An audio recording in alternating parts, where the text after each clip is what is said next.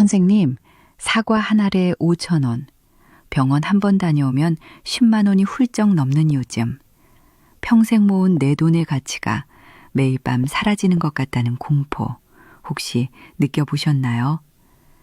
10년 전 쌈짓돈 7천만 원을 은행에 고이 넣어두셨던 옆집 박 선생님. 지금 그 돈으로는 경기도의 작은 아파트 전세금도 감당하기 힘들어 한숨만 쉬고 계십니다. 이게 과연 박 선생님만의 이야기일까요? 그런데 왜 똑같은 시기 누군가는 자산을 3배, 4배로 불렸을까요? 우리가 모르는 오직 상위 1% 부자들만 공유하는 돈의 시스템이 따로 있었기 때문입니다. 이미 그들은 이 방법으로 평범한 사람들은 상상도 못할 부를 쌓고 있습니다. 오늘 그들만의 비밀, 포트폴리오를 낱낱이 파헤쳐 보겠습니다. 오늘 이 영상을 놓치신다면 10년 뒤 내 노후는 아무도 책임져 주지 않습니다. 한평생 모은 돈의 무게가 세월의 무게와 같다고 믿으셨나요?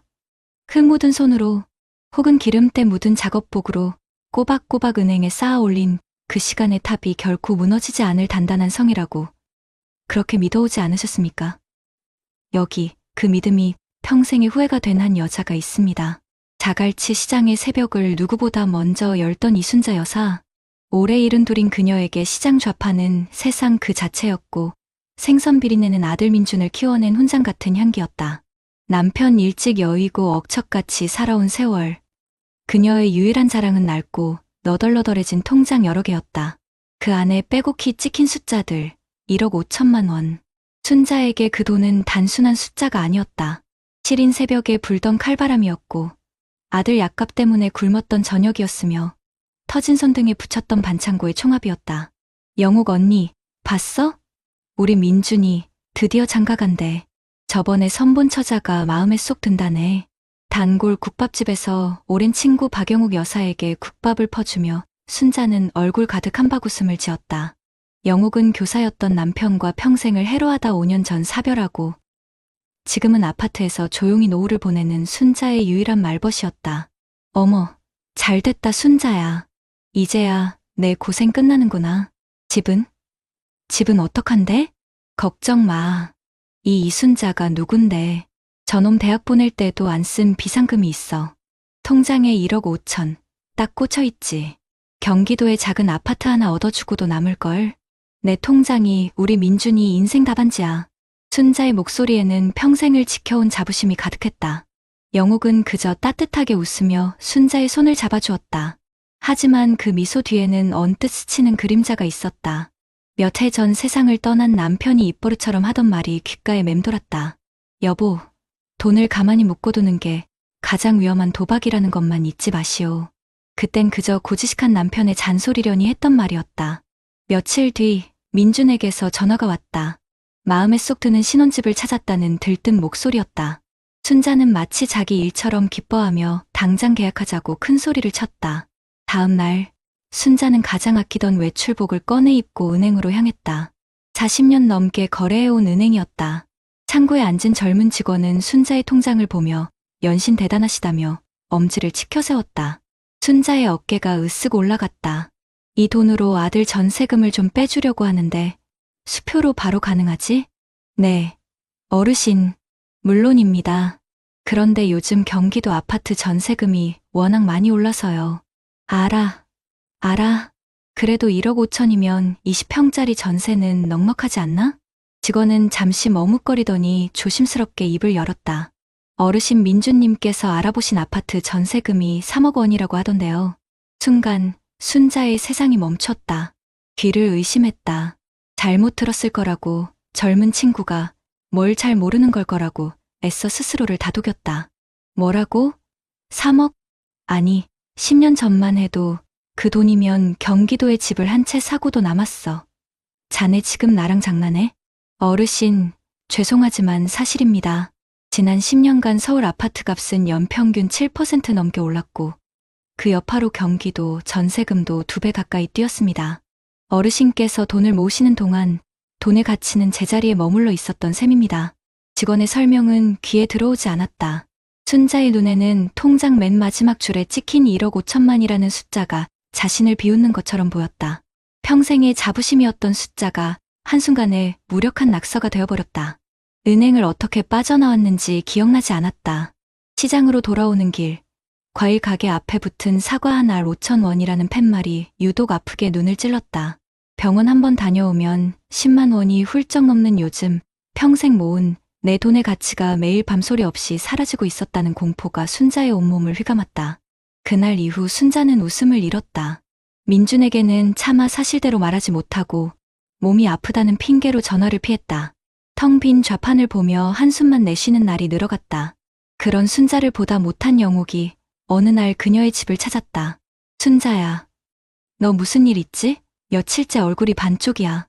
영옥의 따뜻한 물음에 결국 순자의 눈에서 참았던 눈물이 터져나왔다. 평생의 서름과 허탈함, 아들에 대한 미안함이 뒤섞여 본물처럼 쏟아졌다. 언니, 나 어떡해. 내가 평생 뭘 한 건지 모르겠어. 난 그저 아끼고 안 쓰고 은행에 꼬박꼬박 넣으면 되는 줄 알았어. 그게 정답인 줄 알았어. 그런데 내 통장이, 내 인생이 전부 오답이었대. 내 1억 5천이 이제는 반쪽짜리 답안지가 되어버렸어. 순자는 아이처럼 오열했다. 영옥은 말없이 순자의 등을 토닥여 주었다. 한참 뒤 영옥은 조용히 일어나 안방으로 들어가더니 낡은 가죽 노트를 한 권 들고 나왔다. 먼저 세상을 떠난 남편의 손때가 묻은 노트였다. 순자야, 이건 우리 영감이 남긴 유산이야. 돈이 아니라 돈에 대한 생각이 담긴 거지. 영옥은 노트를 펼쳤다. 그 안에는 서툰 글씨로 여러 가지 기록이 적혀 있었다. 1990년 1억 원의 가치 vs 2024년 1억 원의 가치. 만약 1억 원을 그대로 은행에만 넣어두었다면 그 돈의 실제 가치는 3분의 1 토막 이하로 쪼그라든 셈이다. 은행 예금은 돈을 지키는 곳이 아니라 돈의 가치가 조용히 죽어가는 무덤이다. 순자의 눈이 동그래졌다. 영옥은 담담하게 이야기를 이어갔다. 우리 영감, 퇴직금 절반으로 이 아파트 전세를 얻고 나머지 절반인 1억 5천만 원을 10년 전에 나 몰래 다른 곳에 넣어뒀었어. 나는 그때 당신 미쳤냐고, 그 큰 돈을 어쩌려고 그러냐고 바가지를 긁었지. 너처럼 은행에 넣어두는 게 최고라고 믿었으니까. 영옥은 노트의 다음 장을 넘겼다. 그곳에는 S&P 500이라는 낯선 영어와 함께 그래프가 그려져 있었다. 우리 영감은 말했어. 우리가 잠든 사이에도 세계 최고의 기업들이 돈을 벌게 만들어야 한다고. 한국이라는 작은 연못에만 배를 띄우지 말고 태평양으로 나가야 한다고. 그래서 미국 주식시장 전체를 사는 것과 같은 펀드에 돈을 넣어뒀던 거야. 나는 그게 뭔지도 몰랐어.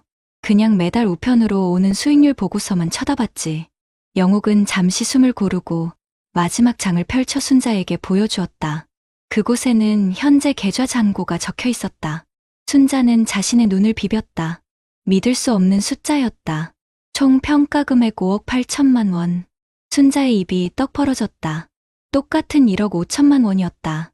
똑같은 10년의 세월이었다. 하지만 결과는 하늘과 땅 차이였다.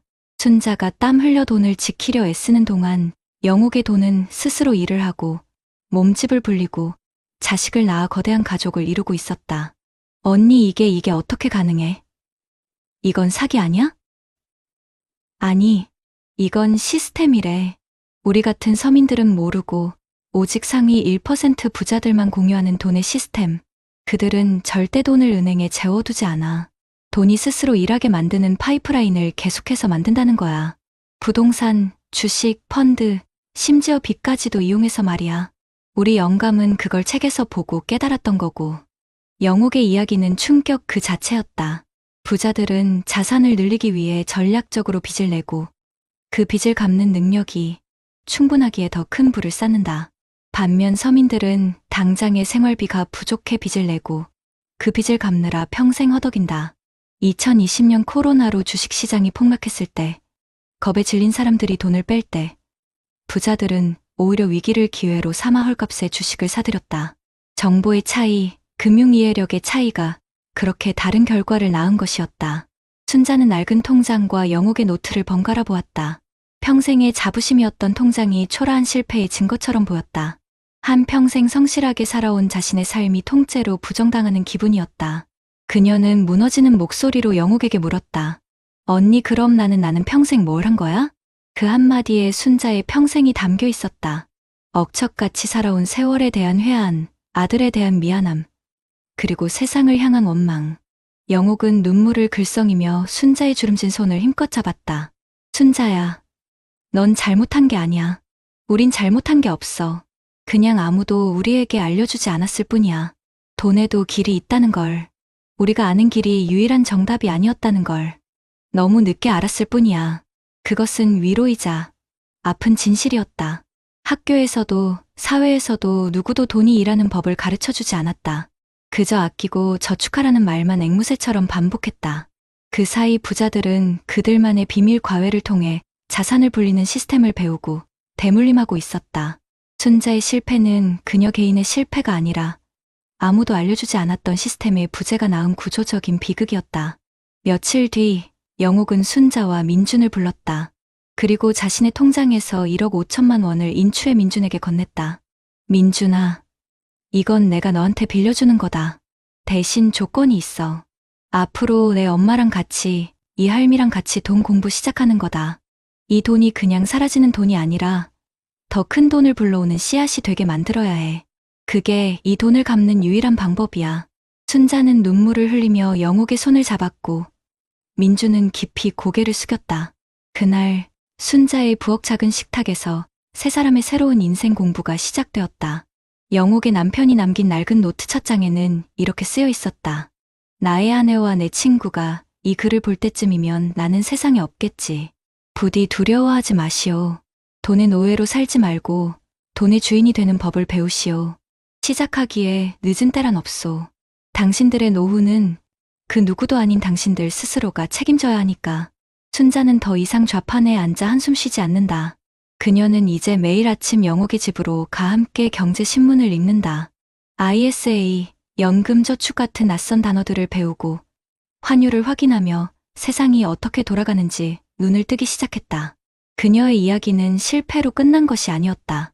가장 큰 절망의 순간에 비로소 진짜 인생 답안지를 써 내려갈 첫 페이지를 넘긴 것이었다. 여러분의 답안지는 지금 몇 페이지에 머물러 있습니까? 여러분 어떠시나요? 위의 사례는 정말 비참하고 서글픈 인생 아닌가요? 하지만 지금부터 소개해드리는 사례는 정반대의 선택으로 행복한 노후를 보내고 있는 분을 소개해드리겠습니다. 춘천의 아침은 서늘한 물안개로 시작된다. 올해 73세 김철민 선생은 그 물안개가 거치는 풍경을 보며 직접 내린 드립 커피를 마시는 것으로 하루를 연다. 38년간 교편을 잡았던 그는 정년퇴직 후 아내와 함께 이곳에 작은 전원주택을 마련했다. 그의 노후는 명품 시계나 고급 외제차와는 거리가 멀다.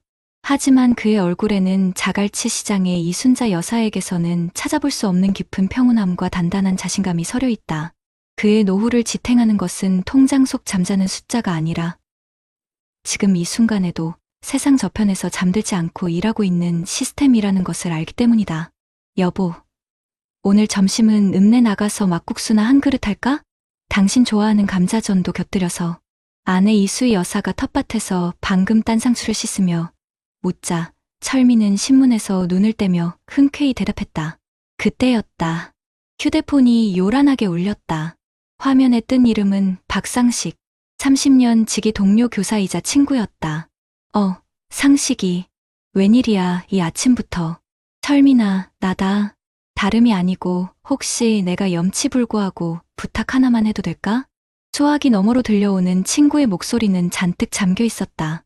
아들 녀석 사업이 또 잘못되어 급전이 필요한데 이미 퇴직연금을 담보로 받은 대출도 꽉 차서 더는 나올 구멍이 없다는 하소연이었다. 매달 나오는 공무원 연금 260만 원은 부부 생활비와 병원비로도 빠듯한데 자식 문제까지 터지니 죽을 맛이라고 했다. 철미는 묵묵히 친구의 하소연을 들었다. 상식은 교직에 있을 때 누구보다 성실했고 월급날이면 한 푼이라도 더 높은 이자를 주는 예금 상품을 찾아 은행을 순례하던 친구였다. 은행이 최고다. 안전한 게 장땡이지. 교사가 무슨 툭이냐? 입버릇처럼 말하던 그의 모습이 눈앞에 선했다. 전화를 끄는 철민의 마음은 무겁게 가라앉았다. 친구의 딱한 사정이 남 일 같지 않아서가 아니었다. 30년 전 똑같은 출발선에 서 있던 자신과 친구의 오늘이 왜 이렇게 달라졌을까 하는 생각 때문이었다. 때는 1990년대 후반 외환위기가 막 지난 시절이었다. 동료 교사들은 모두 은행 창구 앞에 줄을 서 IMF 특판이라는 고금리 예금에 돈을 넣기 바빴다. 하지만 간마흔을 넘긴 젊은 교사 김철민의 생각은 달랐다. 그는 교무실 한편에서 낡은 경제 서적을 읽으며 다른 세상을 보고 있었다. 인플레이션, 화폐 가치의 하락, 책 속의 글자들이 그의 머릿속을 맴돌았다. 그는 깨달았다. 은행에 돈을 넣어두는 것은 금고에 얼음을 넣어두는 것과 같다는 것을. 당장은 형태가 유지되는 것 같지만 시간이 흐르면 흔적도 없이 녹아 사라져 버릴 물이라는 것을. 그는 아내 몰래 월급의 20%를 떼어 당시 대한민국을 대표하던 우량주 몇 개를 사 모으기 시작했다. 얼마 뒤 이 사실을 알게 된 아내 수인은 집이 떠나가라 뒤집어졌다. 당신 미쳤어요? 우리 애들 대학은 어떻게 보내려고 그 귀한 돈을 휴지 조각이 될지도 모르는 데다 던져요. 당장 다 팔아요. 가장 친한 친구 상식이도 그를 한심하다는 듯 쳐다봤다. 철민이, 자네 정말 큰일 낼 사람이네. 우리는 월급 쪽에서 땅 한 평이라도 사려고 아등바등인데 자네는 허공에다 돈을 뿌리는구먼. 그러다 교감 승진 전에 길바닥에 나앉아 세상 모두가 그를 비웃고 걱정했다. 철민 자신도 때로는 흔들렸다. 특히 2008년 미국에서 시작된 금융위기가 전 세계를 덮쳤을 때가 가장 큰 고비였다. 그의 주식 계좌는 말 그대로 반토막이 났다. 매일 밤안에는 눈물로 잠을 설쳤고 상식은 거봐라. 내 말이 맞지 않냐며 당장 원금이라도 건지라고 성호였다. 철민은 밤새 잠 못 이루며 고민했다. 하지만 그는 도망치지 않았다. 오히려 위기 속에서 기회를 봤다. 모두가 공포에 질려 투매할 때 그는 역사 속에서 답을 찾았다. 세상이 망하지 않는 한 좋은 기업의 가치는 결국 제자리를 찾아온다는 믿음. 그는 퇴직금 중간 정산을 받아 남들이 버리는 우량주들을 헐값에 추가로 사들였다. 아내는 거의 실신 직전이었고 친구는 그를 보고 미친놈이라며 혀를 찼다. 시간이 흘렀다.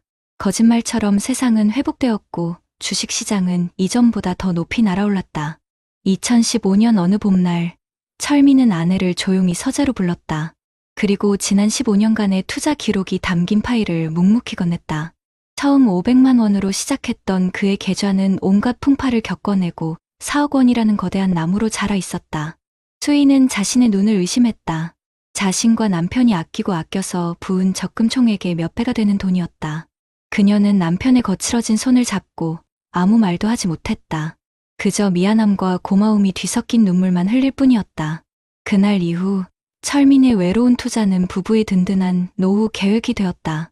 다시 현재 2025년 춘천의 집. 철민은 씁쓸한 표정으로 창밖을 바라보는 남편의 어깨를 수희가 조용히 감쌌다. 상식 씨 전화였죠? 또 안 좋은 일 있나 보네요. 사는 게 팍팍한 모양이야. 연금만으로는 어림도 없다고 하니 마음이 안 좋네.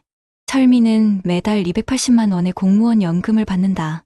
결코 적은 돈은 아니지만 자식들 손 벌리지 않고 두 부부가 여행도 다니고 손주들 용돈도 넉넉히 주며 살기에는 빠듯할 수 있는 금액이다. 하지만 철민 부부는 돈 걱정을 하지 않는다. 30년간 꾸준히 갖고 온 금융자산이 이제는 연금보다 더 많은 현금 흐름을 매년 만들어내고 있기 때문이다. 배당금이 나오고 펀드 수익이 쌓여 돈이 스스로 돈을 버는 파이프라인이 완성된 것이다. 그들은 부자가 된 것이 아니었다. 다만 돈으로부터 자유로워졌을 뿐이다. 철민 부부에게 부자들의 시스템은 비밀 과외 같은 것이 아니었다. 도서관 낡은 서가에 꽂혀있던 책이었고 조금만 관심을 가지면 누구나 들을 수 있었던 경제 뉴스의 한 토막이었다.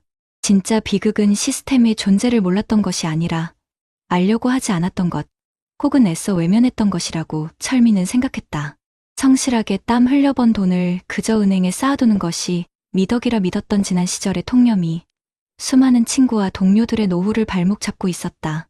며칠 뒤 철민은 상식을 춘천으로 불렀다. 막걸리 잔을 기울이며 한참이나 예시하기를 나누던 철민은 조심스럽게 서재에서 낡은 노트 한 권을 꺼내왔다. 그가 30년간 직접 기록해온 투자 일지였다. 상식아, 내가 자네에게 돈을 빌려줄 수는 없네. 그건 자네를 2번 죽이는 일이야. 대신 이걸 빌려주겠네. 물고기를 잡아주는 게 아니라 잡는 법을 알려주는 마지막 동료애라고 생각해주게. 노트 첫 장에는 이렇게 쓰여 있었다. 시간과 인플레이션이라는 도둑으로부터 나의 노후를 지키기 위한 기록.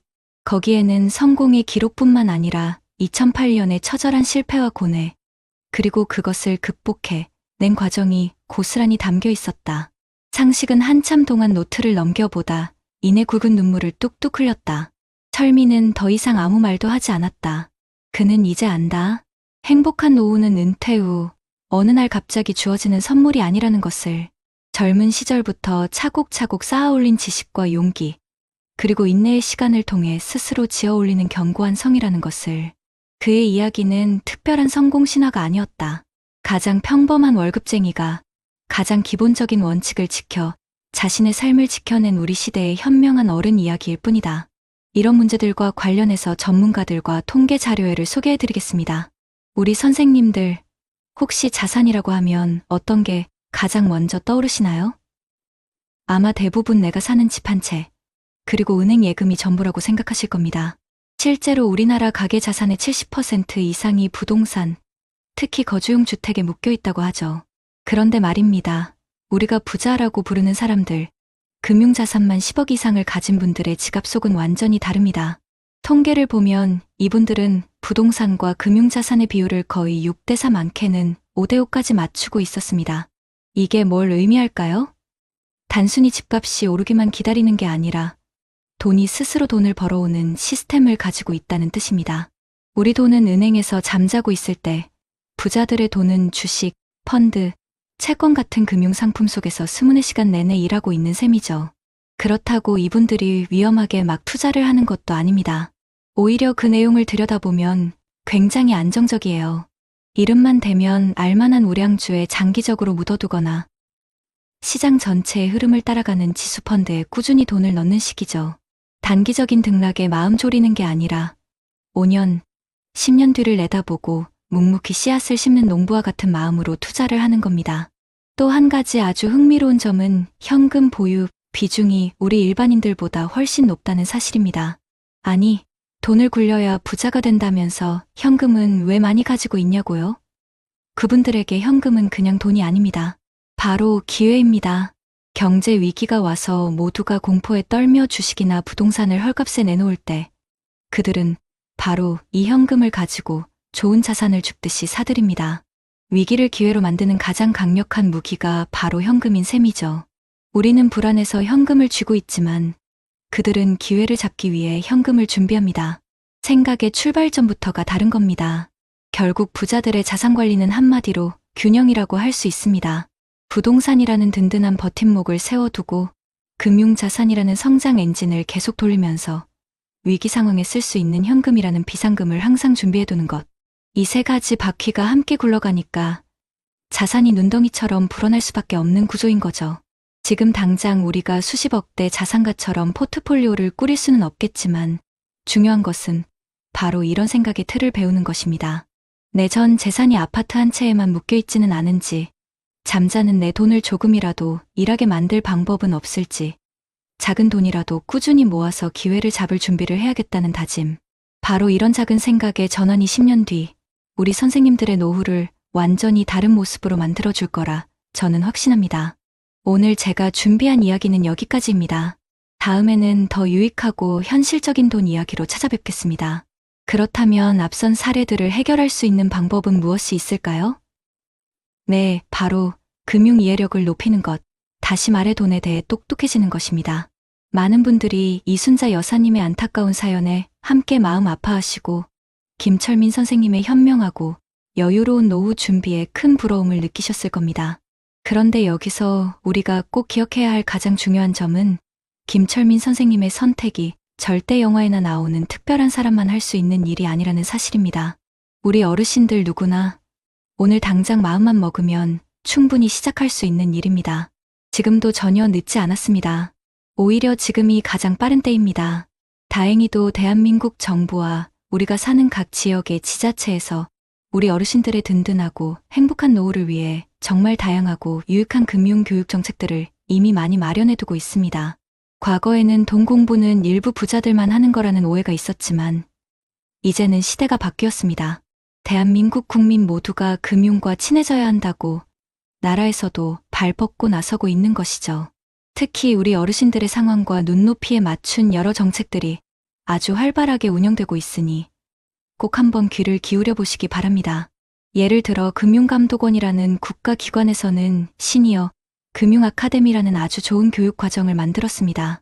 이곳은 어르신들이 평생 모은 소중한 노후 자금을 어떻게 안전하게 관리해야 하는지, 또 자녀들에게 재산을 물려줄 때 복잡하게 느껴지는 상속이나 증여는 어떻게 준비해야 하는지 아주 실질적인 내용들을 다루고 있습니다. 무엇보다 요즘 기승을 부리는 보이스피싱이나 원금 보장에 고수익이라며 유혹하는 불법 투자 사기로부터 우리 어르신들의 재산을 지킬 수 있도록 실제 사기 사례와 대처법까지 꼼꼼하게 가르쳐 드린다고 하니 정말 든든하죠. 혹시 거동이 불편하시거나 교육기관까지 직접 찾아가기 힘드신 어르신들도 전혀 걱정하실 필요가 없습니다. 그런 분들을 위해서 은행의 금융 전문가분들이 직접 경로당이나 노인복지관으로 찾아가는 금융교육 서비스도 점점 더 확대되고 있기 때문입니다. 편안하게 계신 곳에서 모든 정보를 얻으실 수 있는 겁니다. 또 요즘 식당이나 카페, 심지어 병원이나 은행에 가도 사람 대신 주문을 받거나 업무를 처리하는 네모난 기기 때문에 당황하셨던 경험 다들 한두 번쯤은 있으실 겁니다. 전국의 디지털 배움터라는 곳에서는 바로 이런 키오스크 사용법부터 스마트폰 하나로 은행 업무를 간편하게 보는 방법까지 우리 실생활에 꼭 필요한 최신 디지털 금융교육을 아주 친절하고 알기 쉽게 알려주고 있습니다. 이것뿐만이 아닙니다. 서울이나 부산 같은 큰 도시들은 물론이고 우리 어르신들이 살고 계신 각 시도별로 자체적인 노인 금융 교육 프로그램을 많이 운영하고 있습니다. 대표적으로 서울시 같은 경우에는 어르신 금융상담센터라는 곳에서 빚 때문에 밤잠 설치며 고민이신 분들의 부채 상담도 해드리고 앞으로 남은 인생을 어떻게 더 윤택하게 꾸려나갈지 재무 설계도 함께 고민해 드립니다. 혹시라도 억울하게 금융사기를 당했을 때 어떻게 대처해야 하는지 구제 상담까지 모두 무료로 제공하고 있다고 하니 우리 어르신들의 금융 문제 해결사 역할을 정말 톡톡히 하고 있는 셈이죠. 만약에 외출이 번거로우시거나 그냥 집에서 편안하게 교육을 받고 싶으시다면 금융감독원의 기금융교육센터라는 인터넷 사이트를 꼭 한번 기억해 두십시오. 자녀분들이나 손주들에게 잠깐만 도와달라고 해서 컴퓨터나 스마트폰으로 접속하면 시간이나 장소에 구애받지 않고 언제든지 내가 편한 시간에 볼 수 있는 재미있고 유익한 교육 영상들이 정말 많이 준비되어 있습니다. 많은 금융 전문가들이 한 목소리로 지금 당장 돈 공부를 시작해야 한다고 강조하고 있습니다. 그 이유는 명확합니다. 특히 은퇴 후에 고정적인 수입이 줄어드는 노년기에는 그동안 피땀 흘려 모아두신 귀한 자산을 어떻게 잘 지키고 또 불려나가느냐가 앞으로의 삶의 만족도를 결정하는 가장 중요한 열쇠가 되기 때문입니다. 한 유명한 자산관리 전문가는 이렇게까지 이야기합니다. 예전처럼 안전하다는 생각에 은행 예금에만 돈을 넣어두는 것은 실질적으로 내 돈의 가치가 떨어지는 것을 그냥 보고만 있는 것과 같다고 말입니다. 왜냐하면 은행 이자보다 물가가 오르는 속도가 훨씬 빠르기 때문이죠. 이순자 여사님의 사례처럼 10년 전 1억 5천만 원의 가치와 지금의 가치는 하늘과 땅 차이입니다. 그래서 이제는 내 돈을 가만히 묵혀두는 게 아니라 최소한 물가가 오르는 것보다는 더 많은 수익을 낼 수 있도록 계란을 한 바구니에 담지 않듯이 돈을 잘 나눠서 투자하는 지혜가 선택이 아니라 필수인 시대가 된 것입니다. 또 다른 범죄심리학과 교수님께서는 금융교육이야말로 온갖 사기 피해를 막아주는 가장 확실하고 효과적인 예방주사라고 힘주어 말씀하십니다. 요즘 우리 어르신들의 순수한 마음을 노리는 나쁜 사기꾼들이 정말 너무나도 많습니다. 나는 똑똑해서 절대 안 당해 이렇게 자신하는 생각이 가장 위험하다고 합니다. 정부 기관을 사칭하거나 자녀의 다급한 목소리를 흉내내는 등 심리적인 약점을 교묘하게 파고드는 공격에 대비하기 위해서는 실제 사기 사례들을 중심으로 반복적인 교육을 받아서 경각심을 바짝 높이고 대처 능력을 키우는 것만이 유일한 방법입니다. 그리고 우리가 정말 존경하는 한 자산운용사의 전 대표님은 이런 감동적인 말씀을 하셨습니다. 자식들에게 많은 재산을 물려주는 것보다 더 중요한 것이 무엇인지 아십니까? 바로 자녀들이 그 돈을 스스로 지키고 더 불려나갈 수 있는 지혜를, 즉 금융 문맹에서 벗어나게 해주는 것이라고 합니다. 평생 고생해서 모은 소중한 돈을 우리 자식들이 허투루 써버리거나 나쁜 사람들에게 사기당해서 한순간에 날려버린다면 부모로서 얼마나 가슴이 찢어지겠습니까? 온 가족이 함께 식탁에 둘러앉아 경제신문도 펼쳐보고 투자에 대해서 자연스럽게 이야기 나누는 건강한 대화 문화를 만드는 것이야말로 부모가 자식에게 물려줄 수 있는 최고의 유산이라는 겁니다. 이순자 여사님의 눈물과 김철민 선생님의 평온한 웃음은 결코 드라마에나 나오는 남의 이야기가 아닙니다. 바로 오늘, 지금 이 순간 우리가 어떤 선택을 하고 어떤 행동을 하느냐에 따라서 우리의 10년, 20년 후의 모습이 완전히 달라지는 것입니다. 그러니 더 이상 망설이지 마십시오. 지금 바로 가까운 주민센터나 노인복지관에 전화 한 통을 걸어보세요. 그리고 이렇게 한번 물어보십시오. 어르신들을 위한 금융 교육 프로그램이 있나요? 오늘 여러분의 이 작은 관심과 용기 있는 첫걸음이 앞으로의 노후를 훨씬 더 풍요롭고 자유롭고 든든하게 만들어줄 것이라고 제가 우리 채널의 총괄 대리로서 자신 있게 약속드립니다. 세월이 얼굴에 새긴 깊은 주름은 내가 살아온 치열했던 날들의 훈장입니다. 자식들 먹여 살리려 거칠어진 손맛이는 사랑으로 쌓아 올린 삶의 역사입니다. 그 땀과 눈물로 일군 귀한 세월. 이제는 온전히 나를 위해 피어나야 할 시간입니다. 오늘 우리가 함께 나눈 이야기 속에서 우리는 두 분의 전혀 다른 노후를 마주했습니다. 평생을 바쳐 모은 전 재산이 그 가치를 잃고 쓰러지는 것을 속절없이 바라봐야 했던 이순자 여사님의 먹먹한 한숨과 마른 눈물을 보았습니다. 그리고 철저한 준비와 지혜로운 선택으로 황혼의 언덕에서 흔들림 없는 평온과 자유를 만끽하고 계신 김철민 선생님의 온화한 미소를 보았습니다. 어찌 이순자 여사님의 눈물이 남의 일이라 할 수 있겠습니까? 그 눈물은 단순히 돈을 잃은 슬픔이 아니었습니다. 자식들 입에 밥 한 술 더 넣으려 남들처럼 번듯한 집 한 채 마련해 주려 새벽 찬바람을 맞으며 한여름 떼약볕 아래서 버텨온 당신의 모든 시간을 그 피와 땀으로 얼룩진 세월의 무게를 통째로 부정당하는 듯한 처절한 허망함이었을 겁니다. 그 귀한 재산은 단순한 숫자가 아니라 우리 어르신들의 삶 그 자체였기 때문입니다. 반면 김철민 선생님의 미소는 어떻습니까? 그 미소는 단지 돈이 많아서 나오는 여유가 아니었습니다. 내 인생의 마지막 장을 누구에게도 의지하지 않고 내 힘으로 내 존엄을 지키며 당당하게 살아갈 수 있다는 자신감의 표현이었습니다. 아플 때 병원비 걱정 없이 치료받을 수 있고 사랑하는 손주들에게 맛있는 과자 하나, 예쁜 옷 한 벌 마음 편히 사줄 수 있는 자유, 자식들에게 짐이 되는 존재가 아니라 언제나 기댈 수 있는 든든한 언덕이 되어줄 수 있다는 자부심, 바로 그 행복이 잔잔한 미소 속에 모두 담겨 있었습니다. 우리 어르신들, 이 두 갈래의 길 앞에서 우리는 과연 어떤 길을 향해 걸어가야 하겠습니까? 이순자 여사님의 안타까운 사연을 그저 운이 나빴던 남의 일로 치부하고 외면하시겠습니까? 아니면 김철민 선생님의 현명함을 원래 똑똑하고 돈 많은 사람이나 가능한 일이라며 미리부터 포기하시겠습니까? 아닙니다. 결코 그래서는 안 됩니다. 김철민 선생님의 오늘은 결코 특별한 사람만이 누릴 수 있는 기적이 아닙니다. 그것은 바로 관심과 용기라는 두 단어에서 시작된 필연적인 결과였습니다. 내 피땀 어린 재산을 지키겠다는 관심, 그리고 모르는 것을 배우려는 작은 용기. 바로 이 두 가지만 있다면 우리 모두는 김철민 선생님과 같은 평온한 노후를 맞이할 수 있습니다. 이미 우리 주변에는 어르신들의 손을 잡아주고 이끌어주기 위한 따뜻한 기회들이 많이 마련되어 있습니다. 나라가, 그리고 우리 사회가 어르신들의 든든한 동반자가 되어드리기 위해 수많은 금융교육의 문을 활짝 열어두고 기다리고 있습니다. 이제 우리가 해야 할 일은 단 하나입니다. 그 문을 향해 한 걸음 내딛는 것입니다. 전화 한 통을 걸어 나도 배울 수 있나요? 라고 묻는 용기. 가까운 주민센터나 복지관 문을 두드리는 작은 실천. 그것이 앞으로 다가올 당신의 10년, 20년의 풍경을 송두리째 바꿔놓을 것입니다. 더 이상 망설이지 마십시오. 더 이상 두려워하지 마십시오.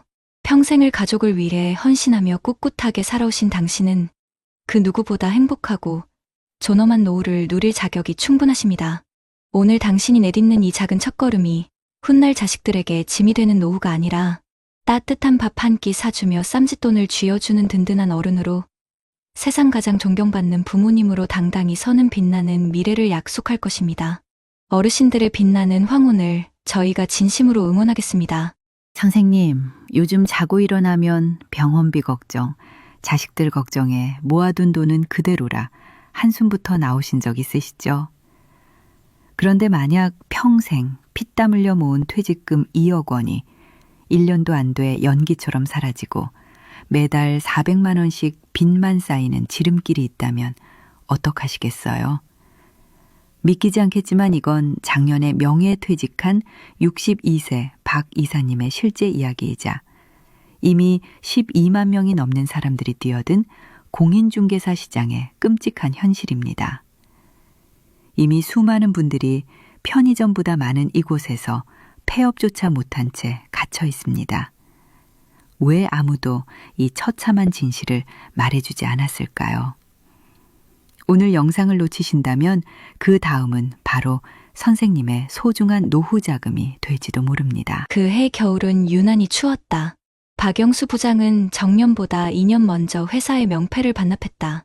대기업에서 30년을 버틴 단단한 자부심과 퇴직금 2억 원이 그의 남은 인생을 지켜줄 갑옷이라 믿었다. 아내 이순자 씨는 그런 남편이 안쓰러우면서도 자랑스러웠다. 여보, 우리 이제 고생 끝났으니 세계 일주라도 한번 할까?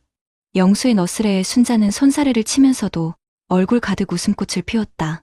세계 일주는 무슨, 당신 이제 하고픈 거 하면서 편히 쉬어요. 난 당신 밥이나 따뜻하게 차려주면 그게 행복이지. 하지만 30년을 매일 새벽 5시에 일어나던 사내에게 편히 쉬는 법은 세상에서 가장 어려운 숙제였다. 아침에 눈을 뜨면 갈 곳이 없다는 공허함이 시린 겨울 공기처럼 폐부를 찔렀다. 동네 공원을 어슬렁거리다 들어온 부동산 사무실. 사장님 소리를 들으며 점잖게 앉아있는 동년배의 모습이 영수의 맘에 불을 지폈다. 그래, 이거다. 평생 사람 상대하며 쌓은 짬이 있는데 건물 몇 개 중개하는 게 대수겠어. 그날 이후 영수는 미친 듯이 공인중개사 시험에 매달렸다. 돋보기를 코끝에 걸치고 밤새 책을 파는 남편의 뒷모습을 보며 순자는 몰래 눈물을 훔쳤다. 저 열심이라면 뭘 해도 될 사람. 내 남편은 그런 사람이다. 1년 뒤 영수는 떡하니 합격증을 받아왔고 순자는 동네방네 떡을 돌리며 자랑했다. 우리 영감, 늦깎이로 고시 합격했어요. 신도시 상가 1층, 가장 목 좋은 코너 자리에 박영수 공인중개사 사무소라는 간판이 번듯하게 걸렸다. 권리금 5천, 보증금 3천. 남은 돈으로 최고급 소파와 책상을 들여놓고 대형난 화분으로 입구를 장식했다. 퇴직금 1억이 순식간에 사라졌지만 아깝지 않았다. 박 부장이 아닌 박 사장으로 다시 태어나는 세례 비용이라 생각했다. 개업 첫날, 순자는 손수 만든 팥 시루떡과 돼지머리 편육을 상에 올리고 큰 절을 올렸다. 비나이다. 비나이다. 우리 서방님 하시는 일 번창하게 해주시고 돈벼락 좀 맞게 해주세요. 영수는 그런 아내의 어깨를 감싸며 호언장담했다. 걱정 마. 내가 딱 3년 안에 당신 강남에 아파트 한 채 사줄 테니. 그 말은 진심이었고 그때까지만 해도 그는 정말 그럴 수 있을 거라 믿었다. 사무실 문을 연 첫 달. 전화벨은 단 한 번도 울리지 않았다. 영수는 짐짓 바쁜 척 서류를 뒤적이고 인터넷 부동산 사이트를 새로 고침하며 시간을 죽였다. 지나가는 사람이라도 붙잡고 싶었지만 사람들은 그의 투명한 유리창 너머를 힐끗 쳐다볼 뿐 누구 하나 문을 열고 들어오지 않았다. 점심시간이면 순자가 꼬박꼬박 보온 도시락을 싸들고 찾아왔다. 여보, 식사 거르지 말고 챙겨 먹어. 오후엔 손님 좀 오려나? 순자의 해맑은 질문에 영수는 가슴이 서늘했지만 애써 태어난 척 웃었다. 그럼 아까 오전에 한 팀 보고 갔어. 거의 계약할 것 같아. 거짓말은 그렇게 눈덩이처럼 불어나기 시작했다. 두 번째 달이 되자 영수의 핸드폰은 광고 전화로만 뜨거웠다. 사장님, 월 50만 원만 내시면 매물상단에 노출해 드립니다. 사장님, 블로그 마케팅으로 손님을 끌어모으세요. 지푸라기라도 잡는 심정으로 광고비 100만 원을 썼다. 통장 잔고는 매일 줄어드는데 문의 전화는 여전히 감감무소식이었다. 월세 200만 원, 관리비 30만 원, 광고비 100만 원, 협회비와 식대까지. 숨만 쉬어도 매달 400만 원 가까운 돈이 공중으로 흩어졌다. 어느 날 저녁 순자가 조심스럽게 입을 열었다. 여보, 이번 달에는 계약 한 건도 못했어요? TV를 보던 영수는 심장이 덜컥 내려앉았다. 아니야. 저번에 말했던 거, 그거 하기로 했어. 다음 주에 도장 찍기로. 순자는 안도의 한숨을 내쉬며 영수의 어깨를 주물렀다. 다행이다. 우리 아들 다음 달에 상견례 하는데 아버지 체면은 서겠네. 아들의 결혼. 영수는 까맣게 잊고 있었다. 아들 내외에게 번듯한 전세방이라도 하나 얻어주고 싶었던 아버지의 꿈은 이제 매달 나가는 월세를 걱정해야 하는 처참한 현실 앞에 산산조각 나 있었다. 그날 밤, 영수는 잠들지 못했다. 아내가 잠든 것을 확인하고 거실로 나와 소주병을 땄다. 어둠 속에서 휴대폰 불빛에 비친 통장 잔고가 비수처럼 눈에 박혔다. 2억 원이던 퇴직금은 어느새 7천만 원 남짓으로 쪼그라들어 있었다. 창업 8개월 만의 일이었다. 이게 아니었는데, 내 인생의 후반전은 이게 아니었는데, 그는 소리 없이 울었다. 30년간 가족을 위해 달려온 가장의 어깨가 그 무게를 이기지 못하고 속절없이 무너져 내리고 있었다. 위기는 생각보다 빨리 찾아왔다. 며느리감이 될 처자가 인사차 사무실에 들르겠다는 아들의 전화 한 통이 영수를 벼랑 끝으로 몰았다. 텅 빈 사무실, 울리지 않는 전화기, 먼지 쌓인 상담 테이블. 이 모습을 어떻게 보여준단 말인가. 평생을 성실하게 살아온 아버지의 실패를 어떻게 아들 앞에 증명한단 말인가. 그날 영수는 처음으로 사무실 문을 닫았다. 그리고는 아내에게 거짓말을 했다. 오늘 큰 계약건이 있어서 강원도까지 출장 좀 다녀와야겠어. 며느님한테는 다음에 꼭 보자고 전해주고. 순자는 아무 의심 없이 남편의 넥타이를 매주며 등을 두드렸다. 알았어요. 조심히 다녀와요. 계약 꼭 성사시키고. 영수는 강원도로 가지 않았다. 그는 목적지 없이 시내버스를 타고 종점까지 갔다. 차창 밖으로 스쳐 지나가는 풍경들이 흐릿한 눈물 너머로 아른거렸다. 한때는 저 수많은 아파트 중 하나를 제 손으로 일궜다는 자부심이 있었다. 이제 그는 그 아파트의 작은 불빛 하나에도 속해 있지 않은 이방인이었다. 종점에서 내린 그는 정처 없이 걷다 어느 낡은 시장 골목에 다다랐다. 해질녘 좌판을 정리하는 할머니들의 지친 얼굴 위로 따뜻한 불빛이 내려앉고 있었다. 그 평온한 풍경이 영수의 가슴을 더욱 후벼 팠다. 한편 집에 홀로 남은 순자는 남편의 와이셔츠를 다리다 책상 위에 놓인 우편물 하나를 발견했다. 대출이자 연체 통지서. 붉은 글씨가 그녀의 심장을 핥히었다. 박영수 귀하의 마이너스 통장 대출 원리금 450만 원이 연체되었음을 알려드립니다. 손이 부들부들 떨렸다. 이게 다 뭐란 말인가. 출장 간다던 남편, 매달 계약을 한다던 남편. 순자는 떨리는 손으로 남편의 책상 서랍을 열었다. 그 안에는 지난 몇 달간의 고지서와 독촉장들이 수북이 쌓여 있었다. 월세 연체, 관리비 미납, 광고비 독촉, 그리고 바닥에 깔린 또 다른 통장. 퇴직금이 들어있던 그 통장이었다. 밤 10시가 넘어 영수가 집에 들어섰을 때 거실은 불이 꺼진 채 어두웠다. 식탁 위에 순자가 홀로 앉아 있었다. 그녀의 앞에는 찢어진 대출 통지서와 텅 빈 퇴직금 통장이 놓여 있었다. 그 어떤 변명도 할 수 없었다. 영수는 그 자리에 못 박힌 듯 서서 고개를 떨궜다. 정적이 흘렀다. 시계 초침 소리만이 두 사람의 타들어가는 심장 소리처럼 공간을 채웠다. 순자가 마침내 입을 열었다. 목소리는 마른 장작처럼 갈라져 있었다. 이게 다 뭐예요, 여보. 영수는 입술만 달싹일 뿐 아무 말도 하지 못했다. 출장 갔다면서요. 큰 계약하러 갔다면서요. 그녀의 목소리가 가늘게 떨려왔다. 영수는 차마 아내의 얼굴을 볼 수 없었다. 바닥만 내려다보는 남편의 동그란 정수리를 보며 순자는 기어이 울음을 터뜨렸다. 내가 당신한테 짐이었어? 힘들면 힘들다고 왜 말을 못했어요? 평생을 같이 산 내가 그렇게 못 미루었어요? 그 순간 억눌려왔던 영수의 모든 것이 터져나왔다. 그는 식탁 앞에 무너지듯 주저앉았다. 미안해. 순자야. 미안해. 당신한테만큼은 초라한 모습 보이기 싫었어. 회사에서 잘리고 아무것도 아닌 놈 된 거 당신한테까지 확인받고 싶지 않았어.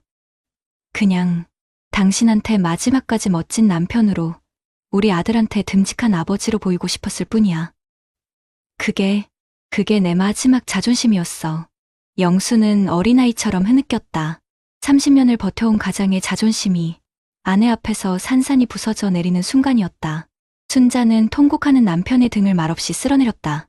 그녀의 눈에서도 뜨거운 눈물이 쉴 새 없이 흘러내렸다. 원망도 분노도 아니었다. 그저 지독한 슬픔과 연민이었다. 한참을 울던 순자가 젖은 목소리로 말했다. 그 한마디가 영수의 무너진 세상에 다시 빛을 비췄다. 여보, 그게 당신 최선이었습니까? 날 위해서, 우리 가족 위해서 버티고 또 버텼던 거. 그거면 됐어요. 날이 좋아서, 날이 좋지 않아서, 날이 적당해서 당신과 함께한 모든 날이 나한테는 전부였어요. 우리가 돈이 없지, 이야기가 없어요? 당신하고 나하고 60년 넘게 살아온 네 이야기가 있는데 뭐가 무서워요. 다시 시작하면 되지. 바닥부터라도 내가 같이 가줄게. 다음날 아침 영수는 사무실 임대인에게 전화를 걸어 폐업 의사를 전했다. 속이 시원하지도 그렇다고 슬프지도 않았다. 그저 담담했다. 순자는 아침 일찍부터 콩나물을 다듬어 해장국을 끓였다. 식탁에 마주 앉은 두 사람은 아무 말 없이 밥을 먹었다. 창밖으로 오랜만에 따스한 겨울 햇살이 쏟아져 들어왔다. 영수가 밥그릇을 비우고 숟가락을 놓으며 말했다. 순자야, 우리 진짜 세계 일주는 못 가도 동네 뒷산이라도 같이 갈까? 순자가 환하게 웃으며 대답했다. 그럼, 당신 가는 곳이면 거기가 어디든 나한테는 세상 끝이지. 박영수 사장님의 2억 원은 그렇게 1년도 안 되어 사라졌지만 그는 돈보다 더 소중한 것을 잃지 않았습니다. 바로 평생을 함께한 아내의 믿음과 사랑, 그리고 다시 일어설 용기였습니다. 이 이야기는 비단 박 사장님 한 분의 이야기가 아닙니다. 지금 이 순간에도 수많은 우리네 아버지들이, 남편들이 소중한 노후 자금을 걸고 아무도 알려주지 않는 전쟁터로 뛰어들고 있습니다. 선생님의 소중한 인생 이야기가 한순간의 선택으로 끝나게 두지 마십시오. 당신의 이야기는 돈으로 환산할 수 없는 가장 위대한 자산입니다. 여러분 어떠시나요? 위의 사례는 정말 비참하고 서글픈 인생 아닌가요? 하지만 지금부터 소개해드리는 사례는 정반대의 선택으로 행복한 노후를 보내고 있는 분을 소개해드리겠습니다. 그해 봄, 40년간 교탁을 지켰던 김철민 선생은 마지막 종례를 마쳤다. 아이들의 롤링페이퍼와 꽃다발을 한 아름 안고 교문을 나서는 그의 발걸음은 시원섭섭했다. 아내 오정숙 여사는 교문 앞에서 두부한 모를 들고 그를 맞았다. 여보, 40년 동안 고생 많았어요. 이제 진짜 우리 인생 시작이네. 철민은 아내의 손을 잡으며 그저 웃었다. 그에게는 매달 350만 원씩 꼬박꼬박 들어오는 공무원 연금이라는 든든한 버팀목이 있었다. 퇴직금은 없었지만 평생 나라의 봉직한 대가로 받은 이 연금이야말로 진짜 노후의 갑옷이라 믿었다. 하지만 40년을 새벽같이 일어나던 몸은 편히 쉬는 법을 알지 못했다. 아침에 눈을 뜨면 신문을 읽고 나면 오후까지 시간이 붕 떠버렸다. 무료함이 소매에 물 스며들 듯 온몸으로 퍼져나갈 무렵 동창에게서 전화가 걸려왔다. 대기업을 다니다 몇 해 전 퇴직한 친구였다. 철민아, 나 이번에 신도시에 프랜차이즈 카페 하나 열었다. 너도 연금만 믿고 있지 말고 뭐라도 시작해봐. 평생 애들 가르치던 꼼꼼함이면 이런 거 금방이야. 내가 자리 하나 알아봐 줄까? 친구의 목소리엔 초조함이 섞여 있었지만 사장님이라는 감투는 철민의 마음을 잠시 흔들었다. 그날 저녁 철민은 아내에게 친구의 이야기를 넌지 꺼냈다. 여보, 우리도 상가 하나 얻어서 작은 커피 가게라도 해볼까? 평생 박봉이었는데 당신 호강 한번 시켜주고 싶어서. 정숙은 남편의 마음을 안다는 듯 가만히 그의 손을 잡았다. 여보, 우리 저녁 먹고 산책이나 하면서 얘기해요. 그날 밤 부부는 동네 공원을 걸으며 두런두런 이야기를 나눴다. 정숙이 먼저 입을 열었다. 당신이 평생 학생들 앞에서 분필만 잡았지. 언제 커피를 타봤어요. 장사를 해봤어요. 남들이 한다고 우리까지 빚내서 뛰어들었다가 이 나이에 길바닥에 앉으면 어떡해요. 우린 지금 있는 것만 잘 지켜도 행복하게 살 수 있어요. 당신이랑 나, 그리고 매달 나오는 연금. 그거면 충분해요. 아내의 말은 현실적이었지만 그 속에는 남편에 대한 깊은 신뢰와 사랑이 담겨 있었다. 철민은 흔들리던 마음을 다잡았다. 그래, 내가 원했던 건 사장님 소리가 아니라 아내와 함께하는 이 평온한 저녁이었지. 며칠 뒤 철민은 먼지가 뽀얗게 쌓인 창고를 정리하기 시작했다. 구석에서 아버지가 쓰시던 낡은 연장 가방을 발견했다. 망치와 대패, 녹슨 톱, 어릴 적 아버지는 삐걱거리는 문이며 밥상을 뚝딱 고쳐주시곤 했다. 그 기억이 떠오르자 철민은 무언가에 홀린 듯 삐걱거리던 집안의 작은 의자 다리부터 손보기 시작했다. 서툰 솜씨로 톱질을 하고 대패질을 했다. 꼬박 반나절이 걸려 의자를 고쳤을 때 온몸은 땀으로 젖었지만 마음은 기묘한 성취감으로 가득 찼다. 나무가 주는 따뜻한 위로였다. 그날 이후 창고는 철민의 작은 공방이 되었다. 그는 유튜브를 보며 독학으로 목공을 배우기 시작했다. 처음엔 서툴러서 손을 베이기 일쑤였지만 나무 향을 맡으며 무언가에 집중하는 시간이 그 어떤 때보다 평화로웠다. 첫 작품은 손녀를 위한 작은 책꽂이였다. 삐뚤빼뚤했지만 손녀는 할아버지가 만들어준 세상에 하나뿐인 선물이라며 기뻐했다. 그 모습을 보던 아들이 무심코 사진을 찍어 자신의 SNS에 올렸다. 아빠의 두 번째 인생, 김목수님 파이팅. 놀라운 일은 그 다음부터 벌어졌다. 아들의 친구들이 댓글로 저희 집에도 하나 만들어주세요라며 주문을 하기 시작한 것이다. 처음엔 손사래를 쳤지만 재미삼아 원목 도마와 작은 선반 몇 개를 만들어 팔았다. 재료비를 빼고 나니 손에 쥐는 돈은 몇만 원 남짓이었지만 돈의 액수가 중요하지 않았다. 누군가 나의 시간과 정성을 알아준다는 기쁨, 그리고 아내에게 이거 내가 나무 깎아서 번 돈이야 라며 소소한 용돈을 쥐어주는 행복은 무엇과도 바꿀 수 없었다. 입소문은 조용하지만 단단하게 퍼져나갔다. 이제는 동네 주민들이 고장난 가구를 들고 찾아오기도 하고 아파트 부녀회에서는 그의 작은 공방을 주민사랑방으로 부르기 시작했다. 철민은 거창한 간판을 내걸지 않았다. 그저 창고 문 앞에 느티나무 공방이라는 작은 나무 팻말 하나를 걸어두었을 뿐이다. 월세도 권리금도 광고비도 필요 없었다. 매달 40만 원에서 50만 원씩 들어오는 소소한 수입은 부부의 외식비가 되고 가끔 떠나는 짧은 여행의 경비가 되었다. 어느 주말 오후 철민이 공방에서 땀을 흘리고 있을 때 아들 내외가 찾아왔다. 며느리의 손에는 갓 쪄낸 시루떡이 들려 있었다. 아버님, 저희 다음 달에 이사 가요. 아버님이 만들어주신 책꽂이 놓을 예쁜 집으로요. 철민은 말없이 웃으며 자신이 얼마 전부터 짬짬이 만들던 아담한 식탁을 보여주었다. 이놈아, 이사 선물이다. 이걸로 장인어른, 장모님 모시고 따뜻한 밥 한 끼 대접해드려라. 아들은 아버지가 만든 식탁의 매끈한 표면을 쓸어보며 문시호를 불켰다. 아버지, 고맙습니다. 세상에서 가장 비싼 식탁이에요. 그 어떤 명품 가구도 현금 다발도 이보다 더 큰 선물이 될 수는 없었다. 그날 밤 정숙은 남편의 어깨를 주무르며 말했다. 여보, 당신이 교장 선생님으로 퇴직한 것보다 지금 땀 흘리는 모습이 100배는 더 멋져 보여요. 우리 아들한테 돈이 아니라 아버지가 어떻게 늙어가는지를 보여줄 수 있어서 나 정말 행복해요. 철민은 아내의 손을 가만히 잡았다. 창밖으로 보이는 아파트 단지의 불빛들이 유난히 따뜻하게 느껴졌다. 비록 강남의 아파트는 사주지 못했지만 그는 가족에게 돈으로 살 수 없는 행복의 풍경을 선물하고 있었다. 다음 날 아침, 철민은 아내와 함께 동네 뒷산에 올랐다. 정상에서 내려다보는 세상은 평온했다. 그는 더 이상 조급하지도 불안하지도 않았다. 김철민 선생님의 통장에는 매달 연금과 약간의 수입이 더해질 뿐이지만 그의 마음은 수억 원의 자산가보다 부유했습니다. 노후의 행복은 통장 잔고의 숫자를 늘리는 경주가 아니라 어제의 나보다 조금 더 평온한 오늘의 나를 만나는 여정임을 그는 온몸으로 증명하고 있었습니다. 선생님, 인생의 후반전은 속도가 아니라 방향입니다. 선생님의 이야기가 가장 빛나는 방향은 어디를 향하고 있습니까? 앞선 사례들을 잘 보셨나요? 이런 문제들과 관련해서 전문가들과 통계 자료를 소개해드리겠습니다.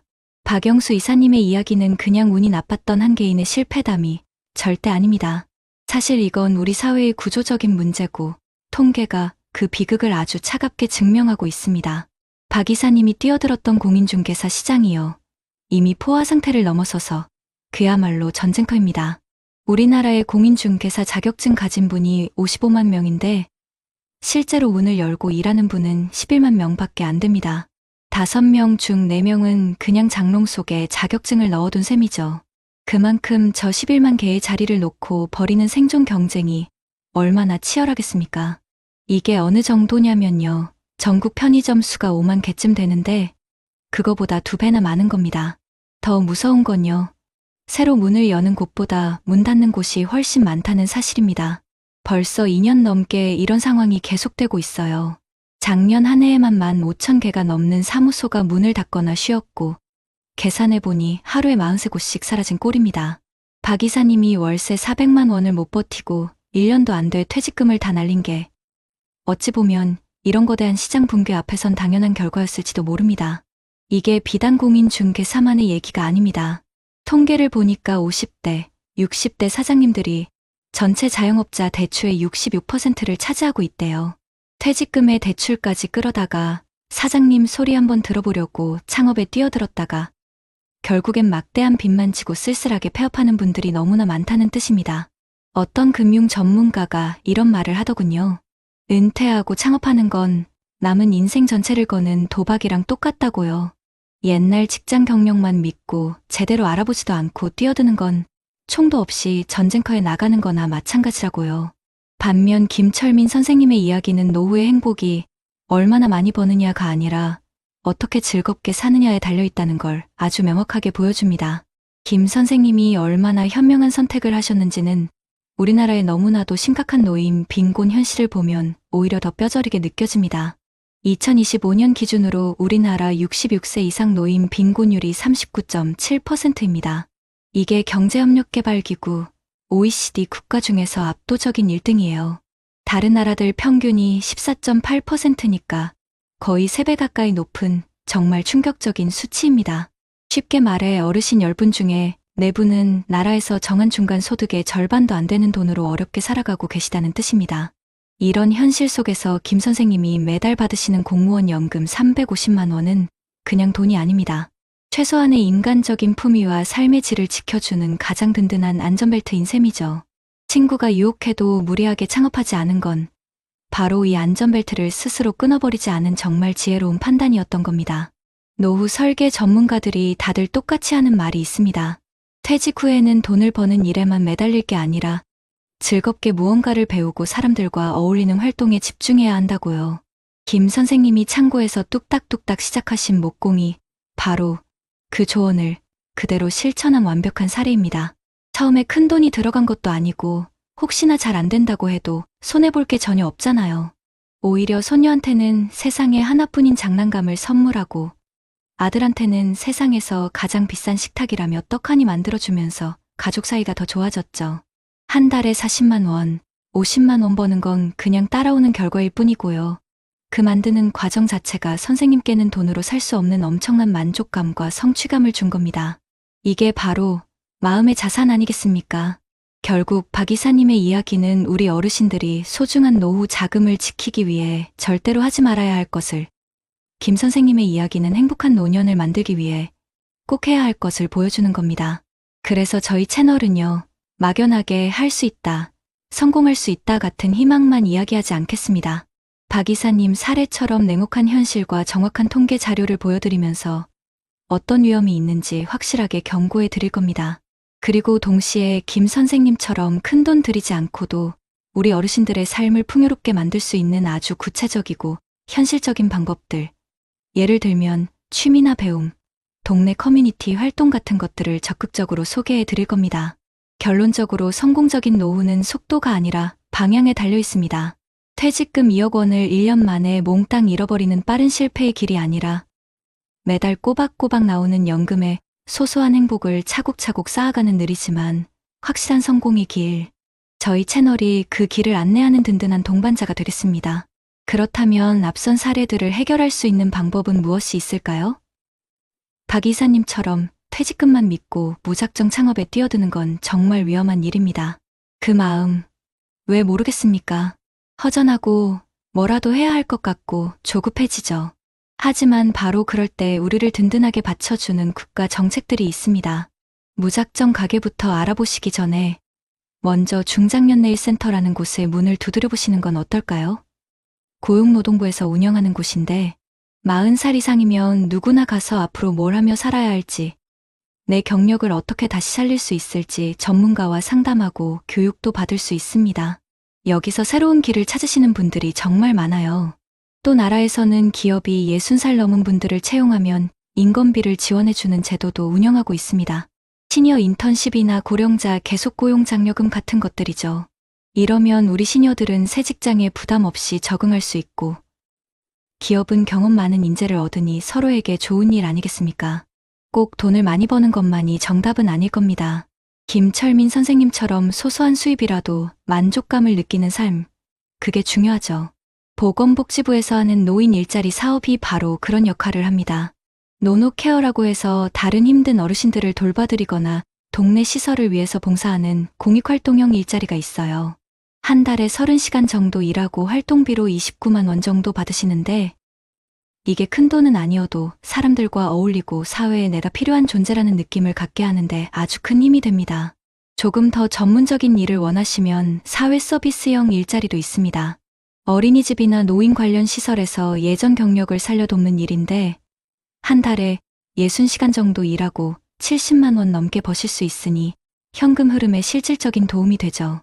한 전문가분 말씀이 은퇴하고 갑자기 창업하는 건 외로움과 조급함이 만든 위험한 선택이라고 하더군요. 바로 이런 정부 일자리들이 실패의 위험 없이 사회와 계속 연결되면서 자존감을 지킬 수 있게 돕는 아주 효과적인 완충 장치가 되어주는 겁니다. 김 선생님의 사례에서 우리가 본 것처럼 행복한 노후의 핵심은 결국 배움과 사람에 있습니다. 혼자 끙끙 앓는다고 해결되는 건 없더라고요. 서울시의 50플러스 재단 같은 곳이 대표적인데요. 40살부터 64살까지의 중장년들을 위한 정책의 중심지라고 할 수 있습니다. 단순히 취미 가르쳐주는 곳이 아니라 인생을 어떻게 다시 설계할지, 새로운 일자리는 어떻게 찾을지, 비슷한 고민을 하는 친구들은 어떻게 사귈지 종합적으로 도와주는 곳이에요. 박 이사님이 혼자 공인중개사 시험에 매달리는 대신 이런 곳에서 동료배들과 함께 배우고 정보를 나눴다면 결과가 분명 달랐을 겁니다. 김 선생님께서도 목공 기술을 더 체계적으로 배우고 싶거나 내 작품을 팔 곳을 찾고 싶을 때 가장 먼저 찾아가야 할 곳이 바로 이런 기관들이죠. 만약 정말로 창업을 하고 싶다면 박 이사님처럼 맨몸으로 부딪히는 게 아니라 정부의 도움을 받으셔야 합니다. 중소벤처기업부에서 운영하는 시니어 기술창업센터 같은 곳이 있는데 50살 넘은 예비 창업가에게 사업계획서 쓰는 법부터 전문가 상담, 사무실까지 다 지원해줍니다. 총 없이 전쟁터에 나가는 게 아니라 최신 무기와 작전 지도를 들고 나가는 것과 같다고 할 수 있죠. 그리고 사실 이 모든 이야기의 배경에는 우리나라의 심각한 노인 빈곤 문제가 있습니다. 그래서 정부가 최소한의 인간다운 삶을 보장하기 위한 안전망을 마련해두고 있습니다. 바로 기초연금 제도인데요. 만 65살 이상 소득 하위 70% 어르신들께 매달 35만 원 정도를 드리는 겁니다. 이게 김 선생님의 공무원 연금처럼 큰 액수는 아닐지라도 노후의 최소한의 품위를 지켜주는 국가적인 안전벨트 역할을 하는 거죠. 박 이사님도 창업에 실패했더라도 이 제도를 통해 최소한의 생계는 유지할 수 있었을 겁니다. 결국 박 이사님의 안타까운 이야기와 김 선생님의 지혜로운 이야기는 저희 채널이 앞으로 어떤 길을 가야 할지 명확하게 보여줍니다. 이제 더 이상 막연하게 성공할 수 있다. 사장님이 되어야 한다는 헛된 희망을 이야기해서는 안 됩니다. 대신 오늘 말씀드린 이런 정부와 각 지역의 정책들을 어떻게 하면 제대로 활용할 수 있는지 그 구체적인 방법을 알려드려야 합니다. 그래서 저희 채널은 앞으로 퇴직금 2억 창업 대신 재취업으로 지키는 법이라거나 월 70만 원 버는 사회 서비스형 일자리의 모든 것, 그리고 서울시 50플러스 센터 200% 활용 안내서와 같이 우리 시니어분들의 삶에 직접적으로 도움이 되는 정말 피가 되고 살이 되는 실질적인 내용을 가지고 찾아뵙겠습니다. 우리 시니어분들이 위험하고 빠른 실패의 길이 아니라 안전하고 느리더라도 확실한 성공의 길로 들어서실 수 있도록 저희가 든든한 동반자가 되어드리겠습니다. 한평생 숨 가쁘게 걸어온 길 뒤돌아보니 저만치 노을이 붉게 타오릅니다. 이제 모든 게 끝났다고 그저 강물처럼 흘러갈 뿐이라고 쓸쓸한 바람에 옷깃을 여미던 날들이 있었지요. 하지만 보십시오. 강물 위로 반짝이는 윤슬은 내일의 아침을 품고 있고 강 저편으로 이어지는 작은 오솔길은 당신이 피워낼 또 다른 꽃을 기다리고 있음을. 오늘 저희가 함께 나눈 두 분의 이야기는 어쩌면 이 시처럼 인생의 붉은 노을 앞에서 서로 다른 길을 선택한 우리 모두의 모습일지 모릅니다. 한 분은 평생 일군 퇴직금이라는 마지막 불씨를 안고 조급함과 외로움 속에서 외로운 싸움을 시작했습니다. 사장님이라는 이름 뒤에 가려진 불안한 밤들을 홀로 지새우며 결국 그 불씨마저 차갑게 식어버리는 안타까운 그림자를 남겼습니다. 다른 한 분은 큰돈이 아니어도 세상과 손잡고 사람의 온기 속에서 자신의 가치를 되찾으며 잔잔한 행복의 무늬를 그려나갔습니다. 아이들의 웃음소리, 동료 어르신들과 나누는 따뜻한 커피 한 잔 속에서 돈으로 살 수 없는 충만한 기쁨을 발견했지요. 우리 어머님, 아버님들, 정말 치열하게 살아오셨습니다. 자식들 먹이고 입히느라, 이 나라를 일으키느라 당신의 청춘을 고스란히 바치셨습니다. 그렇게 앞만 보고 달려오셨는데 어느 날 문득 멈춰 서 보니 모든 것이 낯설게 느껴지는 그 막막함. 저희가 어찌 다 헤아릴 수 있겠습니까? 이 나이에 내가 뭘 할 수 있겠어. 이제 나는 세상에 쓸모없는 존재가 된 건 아닐까 하는 두려움이 얼마나 크셨을까요? 그 마음 때문에, 그 조급함 때문에 박 이사님처럼 위험한 선택의 기로에 서 계신 분들이 분명 계실 겁니다. 하지만 오늘 저희가 소개해드린 여러 제도들은 단순히 돈 몇 푼을 쥐어주는 시혜가 아닙니다. 그것은 바로 당신의 귀한 세월에 대한 국가의 최소한의 존중이며 다시 일어설 수 있도록 내미는 따뜻한 손길입니다. 당신이 평생 쌓아온 경험과 지혜가 얼마나 소중한 자산인지, 우리 사회가 여전히 당신을 얼마나 필요로 하는지를 보여주는 약속과도 같습니다. 박 이사님이 외롭게 공인중개사 책을 파고들 때 누군가 옆에서 중장년내일센터의 문을 함께 두드려 주었다면 어땠을까요? 비슷한 고민을 하는 동년배들과 머리를 맞대고 서로를 다독이며 새로운 길을 찾았다면 그분의 노후는 지금과 분명 다른 모습이었을 겁니다. 김 선생님이 목공 기술로 작은 기쁨을 찾았을 때 50플러스 재단에서 더 큰 세상과 연결해 주었다면 그 기쁨이 얼마나 더 커졌을까요? 내 재능이 누군가에게 도움이 되고 사회에 보탬이 된다는 사실이 그분의 삶을 더욱 빛나게 했을 것입니다. 이제 인생의 전반전이 끝났을 뿐입니다. 후반전은 더 지혜롭게, 더 안전하게, 그리고 무엇보다 더 행복하게 채워나가야 합니다. 더 이상 홀로 외로운 싸움을 하지 마십시오. 두려움에 떠밀려 성급한 결정을 내리지 마십시오. 당신 곁에는 손 내밀어 줄 이웃이 있고 기댈 수 있는 든든한 정책들이 있습니다. 노인 일자리 사업은 단순히 용돈벌이가 아니라 세상과 나를 이어주는 소중한 끈입니다. 기초연금은 최소한의 품위를 지켜주는 마지막 안전벨트입니다. 저희 채널은 더 이상 대박 신화나 뜬구름 잡는 희망을 이야기하지 않겠습니다. 대신 당신의 손을 잡고 동사무소에 함께 가드리고 서류 한 장 쓰는 법을 옆에서 알려드리는 마음으로 영상을 만들었습니다. 위험하고 빠른 길이 아니라 조금 느리더라도 안전하고 확실한 길로 당신을 안내하는 진정한 동반자가 되겠습니다. 당신은 결코 혼자가 아닙니다. 당신의 남은 인생은 누군가의 짐이 아니라 이 사회의 귀한 자산이자 축복이 되어야 합니다. 그 빛나는 황혼을 위해, 그 찬란한 인생의 후반전을 위해 저희가 항상 곁에서 함께 울고 웃겠습니다. 오늘도 귀한 시간 함께 해주셔서 진심으로 고맙습니다. 자식에게 준 돈 3억 때문에 평생 모은 연금까지 전부 날리게 생긴 60대 부부의 사연 들어보셨나요? 얼마 전 경기도 성남에서 사업 자금이 필요하다는 아들의 말에 덜컥 집 담보대출까지 받아 3억을 빌려준 김영철 씨. 하지만 아들 사업은 1년도 안 돼 망해버렸고 김 씨 부부는 길거리에 나앉을 위기에 처했습니다. 이게 남의 일 같으신가요? 혹시 지금 자녀에게 주는 돈이 사랑이라고 믿고 계신가요? 하지만 그 믿음이 당신의 노후는 물론 자식의 인생까지 망가뜨리는 독이 될 수 있다는 사실을 알고 계십니까? 수십 년간 부자들을 연구한 전문가들은 이미 경고했습니다. 잘못된 경제적 지원은 자녀를 스스로 일어서지 못하게 만드는 족쇄일 뿐이라고 말이죠. 이미 수많은 부모들이 이 방법으로 후회하며 눈물 흘리고 있습니다. 지금 이 영상을 보지 않으시면 당신도 그 대열에 합류하게 될지 모릅니다. 여러분, 자식의 눈물을 외면할 수 있는 부모가 세상에 과연 몇이나 될까요? 서울 변두리, 낡은 주택들이 어깨를 맞대고 있는 희망동 골목, 새벽 어슴이 거치기도 전 박만수 씨의 작은 두부 가게에 하얀 김이 모락모락 피어올랐다. 콩비린내와 구수한 두부 냄새가 뒤섞인 그곳은 만수 씨에게 지난 40년의 세월이자 삶 그 자체였다. 이른 새벽부터 콩을 갈고 가마솥을 젓는 고된 일과, 하지만 그는 단 한 번도 이 일을 저주한 적이 없었다.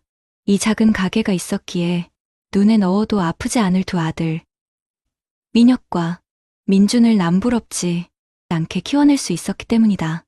여보, 당신 허리 또 쑤시는 거 아니야? 어제 병원 다녀와서 물리치료사가 무리하지 말랬잖아. 가게 한편에서 배추를 다듬던 아내 순영 씨가 걱정스러운 눈으로 남편을 바라봤다. 만수 씨는 괜찮다는 듯 손을 휘 저으며 웃어 보였다. 이 양반아, 허리가 쑤신다고 이 두부를 안 만들면 우리 아들, 며느리, 손주들 입에 뭐가 들어가겠어. 당신은 배추나 잘 절여. 오늘 저녁엔 민혁이네 불러서 두부김치에 막걸리 한잔 해야지. 참, 못 말려. 그러다 큰일 나면 어쩌려고. 순영 씨는 핀잔을 주면서도 입가에 옅은 미소를 지었다. 남편의 고집은 누구도 꺾지 못했다. 하지만 그 고집이 곧 자식들을 향한 무한한 사랑임을 그녀는 누구보다 잘 알고 있었다. 그날 저녁, 만수 씨의 작은 집은 오랜만에 사람 사는 온기로 가득 찼다. 큰아들 민혁과 며느리, 그리고 토끼 같은 손녀딸까지.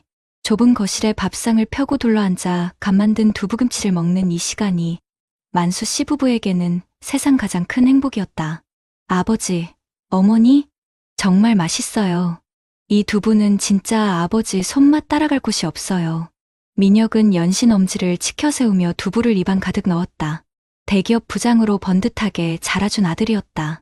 비록 회사가 어려워져 몇 년 전부터 월급이 동결되고 아파트 대출금 갚느라 허리가 휜다는 소리를 들을 때마다 부부의 마음은 미어졌지만 그래도 제압발임은 하는 아들이 대견했다. 맛있으면 많이 먹어라.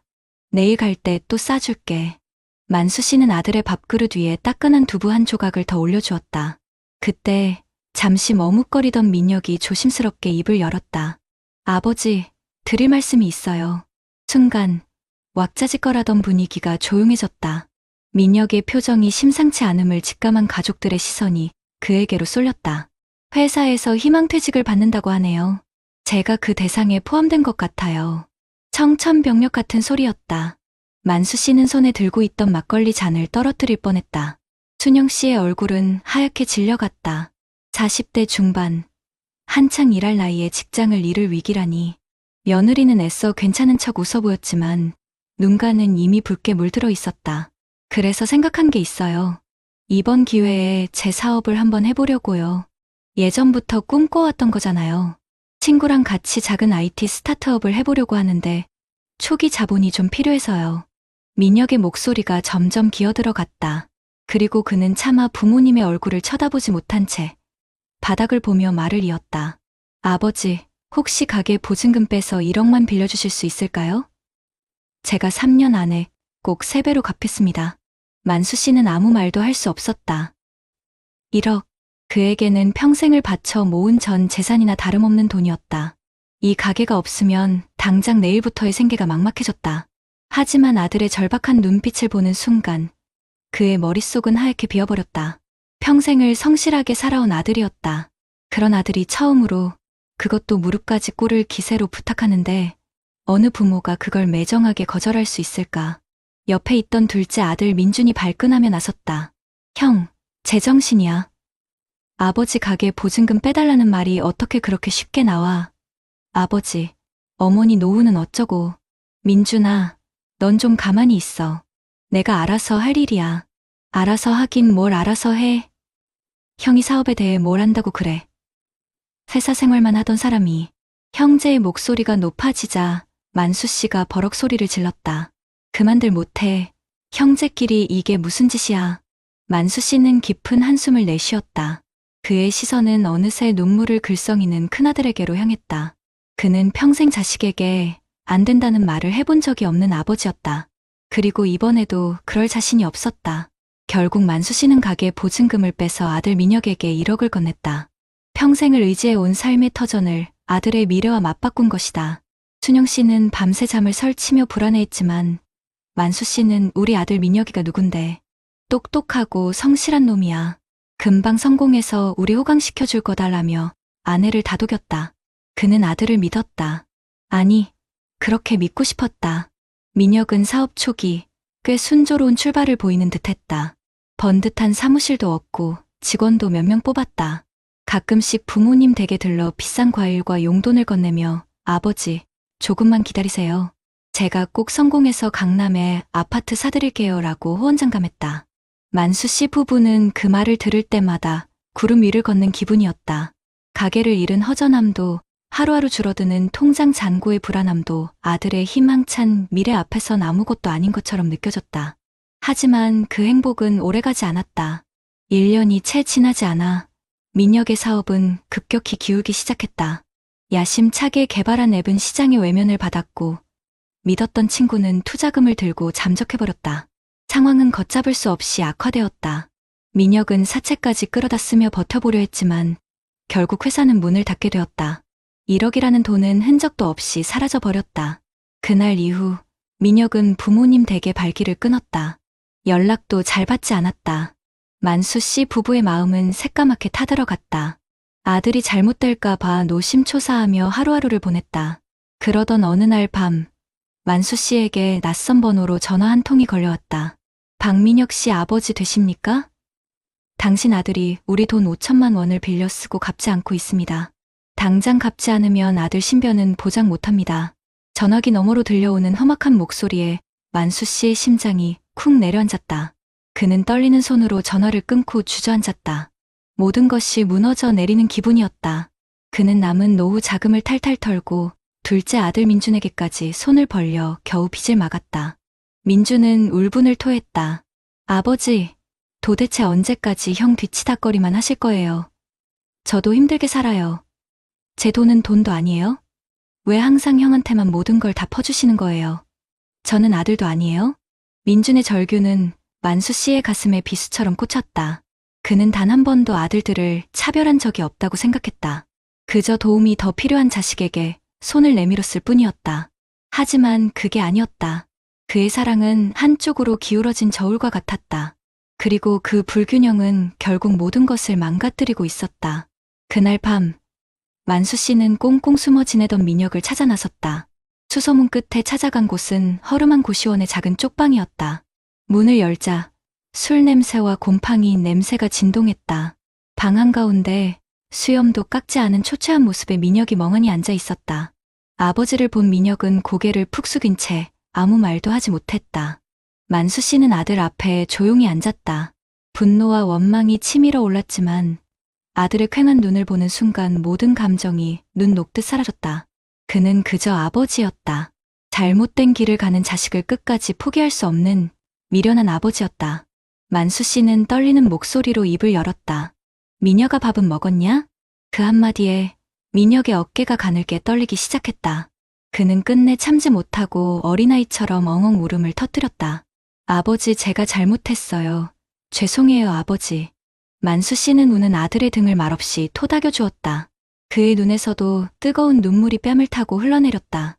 낡은 고시원 방 안, 두 부자의 울음소리만이 한동안 이어졌다. 그날 이후 만수 씨는 결심했다. 더 이상 아들을 온실 속 화초처럼 키우지 않기로. 진정으로 아들을 사랑하는 길은 돈을 쥐어주는 것이 아니라 스스로 일어설 힘을 길러주는 것임을 뼈저리게 깨달았다.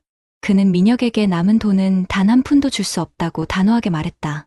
대신 매일 새벽 함께 시장에 나가 일을 하자고 제안했다. 민혁은 처음에는 망설였다. 대기업 부장까지 했던 자신이 시장 바닥에서 허드레시를 해야 한다는 사실이 부끄러웠다. 하지만 벼랑 끝에 선 그에게 다른 선택지는 없었다. 그는 아버지의 손을 잡고 새벽 시장으로 나섰다. 새벽 공기를 가르며 리어카를 끌고 무거운 짐을 나르고 손님들에게 고개를 숙이는 일. 모든 것이 낯설고 고됐다. 하지만 민혁은 묵묵히 땀을 흘렸다. 7순이 넘은 아버지가 자신보다 더 굵은 땀방울을 흘리며 일하는 모습을 보며 그는 차마 힘들다는 말을 할 수 없었다. 그는 비로소 깨달았다. 자신이 너무나 쉽게 생각했던 아버지의 돈이 얼마나 고된 노동과 희생의 대가였는지를. 시간이 흘러 부자 푸즈의 이마에는 굵은 땀방울이, 손에는 거친 굳은 살이 박였다. 민혁은 더 이상 과거의 번지르르한 모습이 아니었다. 하지만 그의 눈빛은 그 어느 때보다 단단하고 빛나고 있었다. 그는 스스로 돈을 벌고 관리하는 법을 배웠고 작은 돈의 소중함을 깨달았다. 어느 늦은 저녁 일을 마치고 집으로 돌아오는 길이었다. 만수 씨는 리어카를 끄는 아들의 넓은 등을 물끄러미 바라보았다. 예전에는 그 등이 한없이 위태로워 보였는데 이제는 세상 누구보다 든든하고 믿음직스러워 보였다. 만수 씨가 나지막이 아들을 불렀다. 민혁아. 네. 아버지. 아빠가 미안했다. 예상치 못한 아버지의 사과에 민혁은 걸음을 멈추고 뒤를 돌아보았다. 만수 씨의 눈가가 촉촉하게 젖어 있었다. 내가 너를 너무 약하게 키웠다. 돈으로 사랑을 대신할 수 있다고 착각했다. 아비가 어리석었다. 정말 미안하다. 민혁의 가슴속에서 뜨거운 것이 울컥 치밀어 올랐다. 그는 아무 말 없이 아버지에게 다가가 와락 껴안았다. 아버지의 앙상한 어깨가 가늘게 떨리고 있었다. 아니에요. 아버지, 제가 잘못했어요. 아버지 덕분에 제가 다시 일어설 수 있었어요. 아버지의 진짜 사랑이 뭔지 이제야 알 것 같아요. 골목길을 비추는 희미한 가로등 불빛 아래 두 부자는 한참 동안 서로를 부둥켜 안고 있었다. 그 순간 두 사람의 마음을 짓누르던 모든 아픔과 후회, 원망이 눈물과 함께 씻겨 내려가는 듯했다. 다음 날 민혁은 작은 봉투 하나를 아버지에게 내밀었다. 그 안에는 그가 몇 달간 시장에서 일하며 꼬박꼬박 모은 돈 500만 원이 들어있었다. 아버지, 이걸로 다시 작은 두부 가게라도 시작하세요. 제가 꼭 성공해서 이번엔 정말로 제가 아버지 호강시켜 드릴게요. 만수 씨는 봉투를 받아들고 아무 말도 하지 못했다. 그 어떤 억만금보다도 값진 돈이었다. 아들이 스스로의 힘으로 일궈낸 첫 결실. 그는 봉투를 가슴에 품고 조용히 고개를 끄덕였다. 만수 씨는 다시 희망동 골목의 작은 두부 가게를 열었다. 예전보다 규모는 작아졌지만 그곳에는 이전보다 더 큰 희망과 웃음이 가득했다. 민혁은 낮에는 직장을 구하고 새벽과 저녁에는 아버지의 가게 일을 도왔다. 서먹했던 둘째 아들 민준도 다시 가게를 찾아와 형과 함께 웃으며 일을 거들었다. 어느 화창한 봄날, 만수 씨는 가게 앞 작은 평상에 앉아간 나온 따끈한 순두부를 먹고 있었다. 옆에는 아내 순영 씨와 두 아들, 며느리와 손주까지 모두 모여 앉아 웃음꽃을 피우고 있었다. 모든 것을 잃었다고 생각했던 순간이 있었다. 하지만 그는 이제 모든 것을 되찾았다. 아니, 그전보다 훨씬 더 소중한 것을 얻었다. 만수 씨는 하늘을 올려다보았다. 날이 참 좋았다. 그는 문득 아들에게 물었다. 아들아, 아빠한테 진짜 받고 싶었던 선물이 뭐였냐? 민혁은 잠시 생각하더니 아버지를 보며 환하게 웃었다. 아버지의 돈이 아니라 아버지와 함께 땀 흘릴 수 있는 시간이었어요. 그걸 이제야 깨달았네요. 그게 아버지가 제게 주실 수 있는 최선이었습니까? 만수 씨는 아들의 되물음에 아무 대답도 하지 않았다. 그저 인자한 미소를 지으며 아들의 어깨를 툭 쳐줄 뿐이었다. 그는 알 수 있었다. 이제 그의 아들은 결코 다시 쓰러지지 않으리라는 것을. 진정한 사랑은 돈이 아니라 스스로 일어설 수 있도록 믿고 기다려주는 것임을. 자식에게 줄 수 있는 가장 큰 선물은 막대한 유산이 아니라 경제적 독립이라는 날개임을 그는 온몸으로 깨달았다. 그리고 그 깨달음은 그의 남은 노후를 그 어떤 부자의 삶보다도 찬란하게 비춰주고 있었다. 여러분 어떠시나요? 위의 사례는 정말 비참하고 서글픈 인생 아닌가요? 하지만 지금부터 소개해드리는 사례는 정반대의 선택으로 행복한 노후를 보내고 있는 분을 소개해드리겠습니다. 세종시의 한적한 아파트 단지. 이른 아침 햇살이 거실 깊숙이 들어와 잘 가꿔진 난초 화분을 비출 때면 최정원 씨는 어김없이 클래식 라디오 채널의 주파수를 맞춥니다. 평생을 교직에 몸담아 교장으로 정년퇴임한 그에게 아침의 고요와 음악, 그리고 아내 숙자 씨가 내려주는 향긋한 드립 커피 한 잔은 무엇과도 바꿀 수 없는 소중한 일과였습니다.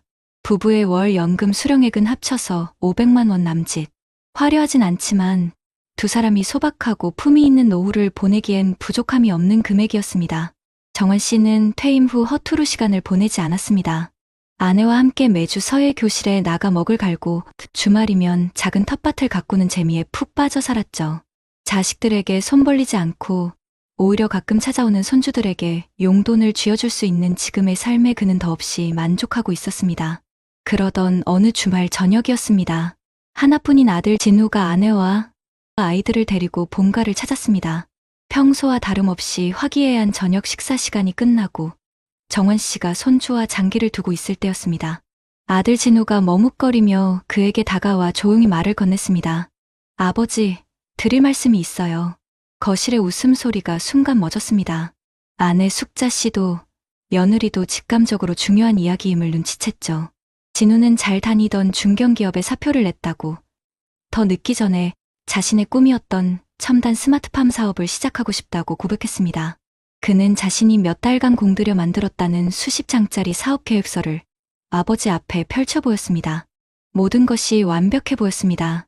시장 분석, 예상 수익, 미래 비전까지. 하지만 마지막 한 가지가 문제였습니다. 초기 투자금. 진우는 아버지의 얼굴을 제대로 쳐다보지 못한 채 거의 기어들어가는 목소리로 말했습니다. 아버지 퇴직금으로 받으신 1억 5천만 원 딱 3년만 빌려주시면 안 될까요?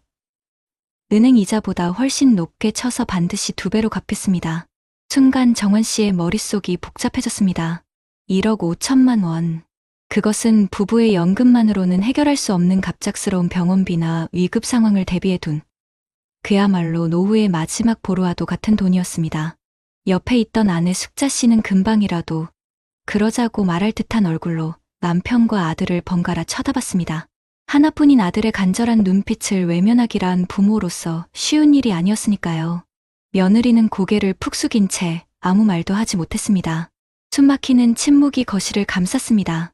정원 씨는 아들이 내민 사업 계획서를 한 장 한 장 꼼꼼히 넘겨보았습니다.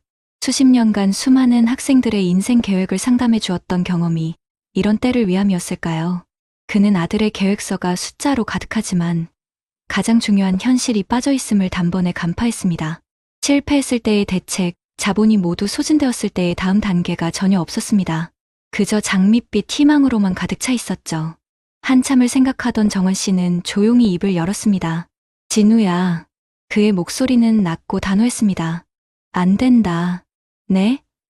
아버지 지금 뭐라고? 진우의 얼굴이 삽시간에 굳어졌습니다. 안 된다고 했다. 이 돈은 빌려줄 수 없어. 정원 씨는 자리에서 일어나 아들의 어깨를 잡았습니다.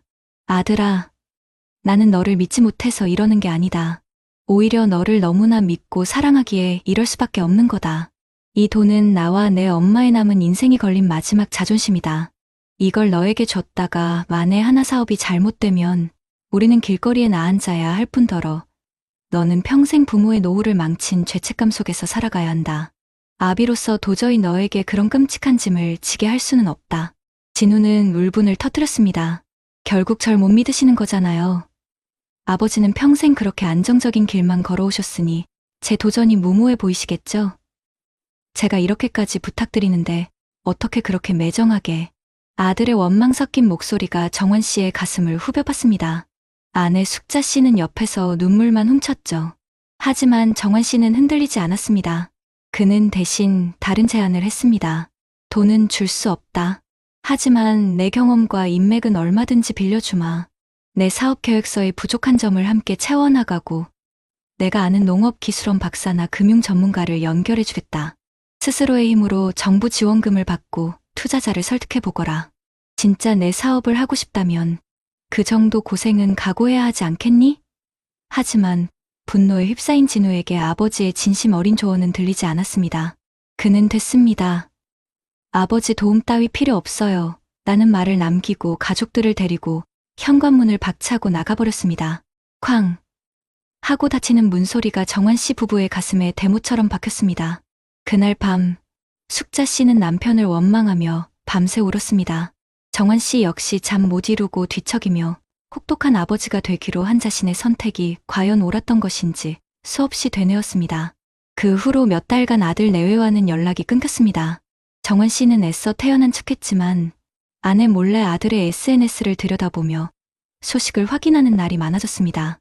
그러던 어느 날 며느리에게서 조심스럽게 전화가 걸려왔습니다. 진우가 결국 회사를 그만두고 아파트를 줄여 이사한 돈과 은행에서 받은 소액 창업 대출을 합쳐 경기도 외곽의 작은 비닐하우스를 얻었다는 소식이었습니다. 혼자서 밤낮 없이 고군분투하며 책과 유튜브를 보며 농사를 배우고 있다는 것이었죠. 그 말을 듣는 순간 정원 씨는 자신도 모르게 안도의 한숨을 내쉬었습니다. 아들이 좌절하지 않고 스스로의 힘으로 다시 일어서고 있었던 겁니다. 그 주 주말 정원 씨 부부는 아들 몰래 비닐하우스를 찾아갔습니다. 멀리서 본 아들의 모습은 수척했지만 흙투성이가 된 채 땀 흘리는 얼굴에는 예전에 볼 수 없었던 생기와 결연함이 가득했습니다. 정원 씨는 조용히 발길을 돌렸습니다. 그리고 아내에게 말했죠. 여보, 이제 걱정하지 않아도 되겠소. 우리 아들, 이제 진짜 어른이 되어가고 있구려. 그리고 2년이라는 시간이 흘렀습니다. 정환 씨 부부의 평화로운 주말 아침. 초인종 소리와 함께 문을 열자 환하게 웃는 아들 진우와 가족들이 커다란 바구니를 들고 서 있었습니다. 바구니에는 진우가 직접 키운 아침 이슬 머금은 싱싱한 토마토와 오이가 가득 담겨 있었습니다.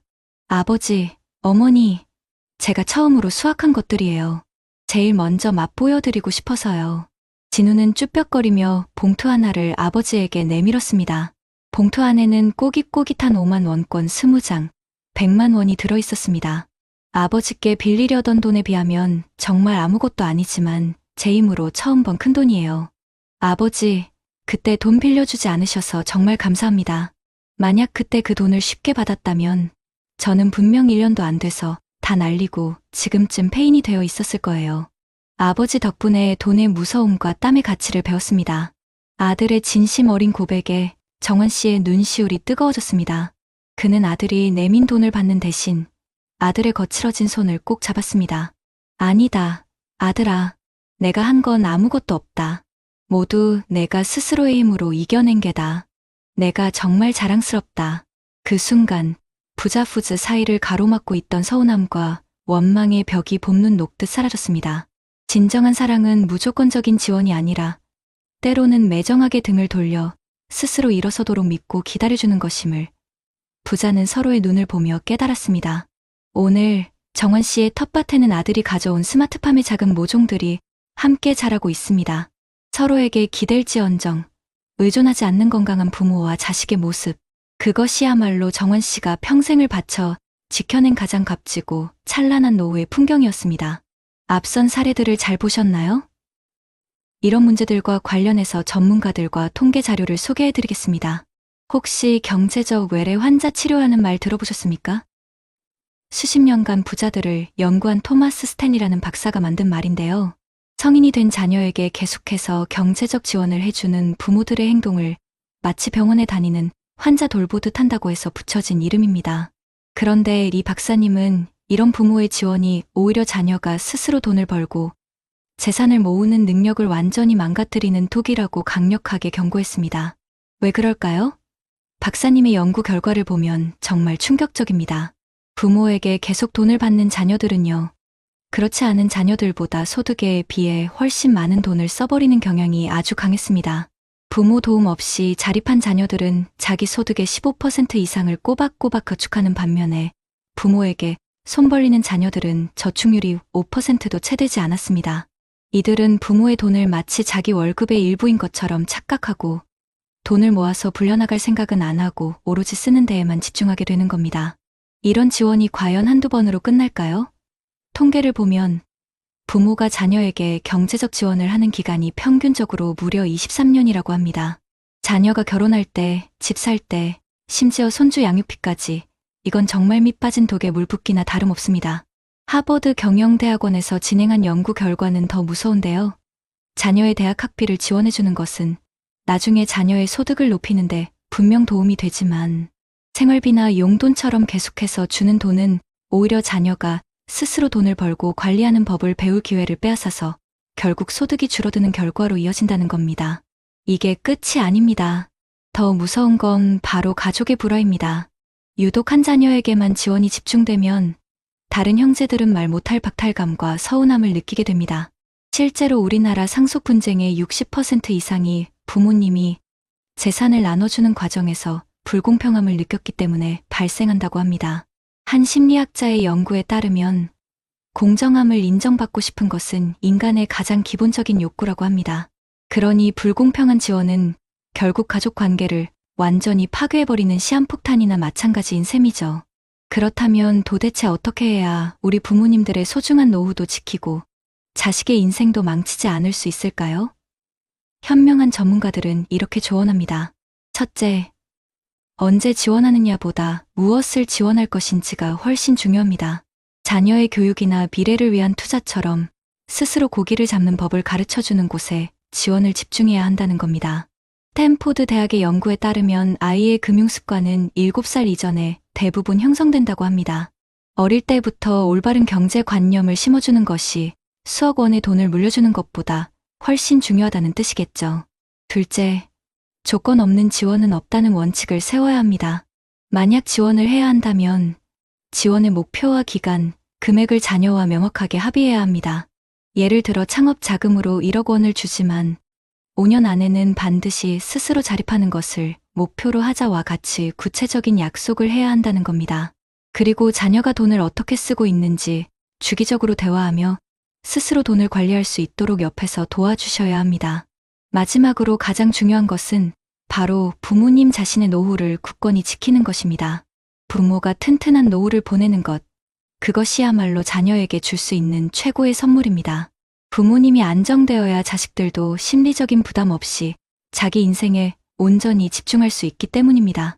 하버드의 한 심리학 연구에 따르면 자녀가 부모에게 기댈 때보다 스스로 무언가를 성취했을 때 느끼는 행복감이 비교도 안 될 만큼 크다고 합니다. 진정한 자식의 행복은 결국 스스로 일어서는 것에 있다는 말이죠. 자녀를 진정으로 사랑하신다면 잠깐의 어려움을 막아주는 돈이 아니라 어떤 어려움도 스스로 헤쳐나갈 수 있는 경제적 독립이라는 가장 큰 선물을 주셔야 합니다. 무분별한 지원은 부모와 자식 모두를 불행의 구렁텅이로 몰아넣는 길일 뿐입니다. 지금 당장 지원의 원칙을 바로 세우시고 자녀와 진솔한 대화를 시작해보시는 건 어떨까요? 그렇다면 앞선 사례들을 해결할 수 있는 방법은 무엇이 있을까요? 자식의 미래를 위해 부모님의 노후를 전부 내어주는 것이 과연 정답일까요? 아닙니다. 부모와 자식 모두가 행복하게 살 수 있는 방법은 분명히 있습니다. 가장 먼저 기억하셔야 할 것은 바로 국가가 마련해 둔 최소한의 안전장치를 적극적으로 활용하는 것입니다. 이건 단순히 돈을 아끼자는 이야기가 아닙니다. 자녀에게 더 이상은 해줄 수 없다고 말할 수 있는 아주 객관적이고 명확한 근거가 되어주기 때문이지요. 그중 가장 강력한 것이 바로 주택연금 제도입니다. 자녀가 사업 자금 때문에 집을 팔아달라거나 담보로 대출을 받아달라고 할 때가 부모님들에게는 가장 큰 위기일 텐데요. 이때 주택연금은 우리 어르신들의 보금자리도 지키고 매달 생활비도 꼬박꼬박 받을 수 있는 최고의 방패막이가 되어줍니다. 만 55세 이상이시고 공시가격 12억 원 이하의 집을 가지고 계시면 그걸 담보로 나라에 맡기고 평생 동안 매달 연금을 받는 제도인데요. 이게 왜 강력하냐면요. 첫째로 연금을 받으면서도 평생 내 집에서 살 수 있고 둘째로는 나라가 보증하기 때문에 연금이 끊길 일이 전혀 없습니다. 그리고 나중에 혹시라도 집값이 연금 받은 총액보다 떨어져도 자식에게 그 차액을 물어내라고 하지 않습니다. 오히려 집값이 오르면 남는 금액은 자녀에게 고스란히 상속이 되고요. 세금 깎아주는 혜택도 있습니다. 그러니 자녀가 무리한 부탁을 해올 때 이렇게 말씀하시는 겁니다. 얘야, 이 집은 이미 나라에 맡기고 우리 부부의 노후 연금으로 쓰고 있단다. 그래서 담보로 주거나 팔 수가 없는 상황이야. 이렇게 감정적으로 거절하는 게 아니라 제도를 근거로 딱 잘라 이야기하면 자녀도 더 이상 고집을 부리기 힘들어집니다. 그리고 또 하나, 자녀의 다급한 사정을 들으면 마음이 흔들리고 이성적인 판단이 어려워질 때가 많으시죠. 그럴 때는 혼자 끙끙 앓지 마시고 반드시 전문가의 도움을 받으셔야 합니다. 서울시를 비롯해서 각 지역마다 금융복지 상담센터라는 곳이 있는데요. 이런 어려움을 겪는 분들을 위해서 무료로 상담을 해주는 아주 고마운 곳입니다. 여기에 찾아가시면 지금 우리 집 살림살이가 어떤지 꼼꼼하게 봐주고 자녀에게 돈을 빌려줬을 때 내 노후가 어떻게 될지 현실적으로 분석해줍니다. 만약 이미 자녀 때문에 빚을 지셨다면 빚을 어떻게 조정하고 갚아나갈지 계획도 함께 세워주고요. 당장 생활비나 병원비가 급할 때 받을 수 있는 다른 복지 혜택은 없는지 찾아서 연결까지 해줍니다. 자녀에게 큰 돈을 주기 직전 정말 이게 맞는 건지 판단이 서지 않을 때, 또 이미 빌려준 돈 때문에 내 생활이 힘들어졌을 때 절대 주저하지 마시고 이런 기관의 문을 두드리십시오. 전문가의 냉철한 조언 한마디가 자녀의 눈물 섞인 호소를 이겨낼 큰 힘이 되어줄 겁니다. 이제는 좀 더 현실적인 조언을 해드릴까 합니다. 전문가들은 모두 입을 모아서 이야기합니다. 자녀에게 물고기를 잡아주는 부모가 아니라 때로는 스스로 강가에 걸어가게 하는 매정한 부모가 되어야 한다고요. 이번이 진짜 마지막이다. 이런 마음속 다짐은 아무 소용이 없습니다. 그래서 자녀 지원에 대한 우리 집만의 원칙을 분명하게 세우고 가족들 앞에서 선언해야 합니다. 예를 들면 결혼할 때 집 얻는데 1억 원까지는 보태주겠다. 하지만 그 이후에 사업을 하거나 집을 넓히는 건 너희들 힘으로 해야 한다. 이렇게 구체적인 금액과 한도를 정하는 것이죠. 그리고 만약 돈을 빌려주게 된다면 아무리 자식이라도 반드시 차용증을 받으셔야 합니다. 이건 자식을 못 믿어서가 아닙니다. 돈의 가치가 얼마나 무거운지, 그리고 빌린 돈은 반드시 갚아야 한다는 책임감을 가르쳐주는 최소한의 장치이자 진정한 경제 교육입니다. 그리고 우리 부모님들이 가진 가장 큰 자산이 돈이 아닐 수도 있습니다. 수십 년 동안 쌓아오신 삶의 경험과 지혜, 그리고 주변의 인맥이야말로 돈보다 훨씬 값진 자산이 될 수 있지요. 자녀가 사업을 하겠다고 하면 사업계획서를 같이 들여다보면서 어떤 점이 부족한지 현실적인 조언을 해주고, 그 분야에서 먼저 성공한 동창이나 후배가 있다면 다리를 놔주는 겁니다. 돈으로 해결해주는 것보다 이렇게 시간과 경험을 지원해주는 것이 자녀가 스스로 문제를 해결하는 능력을 키우고 실패할 확률을 줄이는 가장 효과적인 방법입니다. 마지막으로 조금은 불편하고 어려운 대화를 자녀와 꼭 나눠보셔야 합니다. 만약에 사업이 1년 안에 잘못되면 그 빚은 어떻게 갚을 거니? 투자한 돈을 다 날리면 우리 가족은 앞으로 어떻게 먹고 살아야 할까? 와 같은 최악의 상황을 가정하고 질문을 던져야 합니다. 이런 대화가 자녀의 희망찬 계획에 찬물을 끼얹는 것 같아서 마음이 아프실 수도 있지만, 이건 저주를 퍼붓는 게 아니라 실패했을 때 받을 충격을 조금이라도 줄이고 현실적인 대안을 함께 고민해보는 아주 중요한 과정입니다. 이 과정을 통해 자녀 스스로가 사업의 위험성을 깨닫고 계획을 수정하거나 포기하는 현명한 결정을 내릴 수도 있습니다. 진정한 자식 사랑은 자녀의 모든 문제를 대신 해결해주는 것이 아닙니다.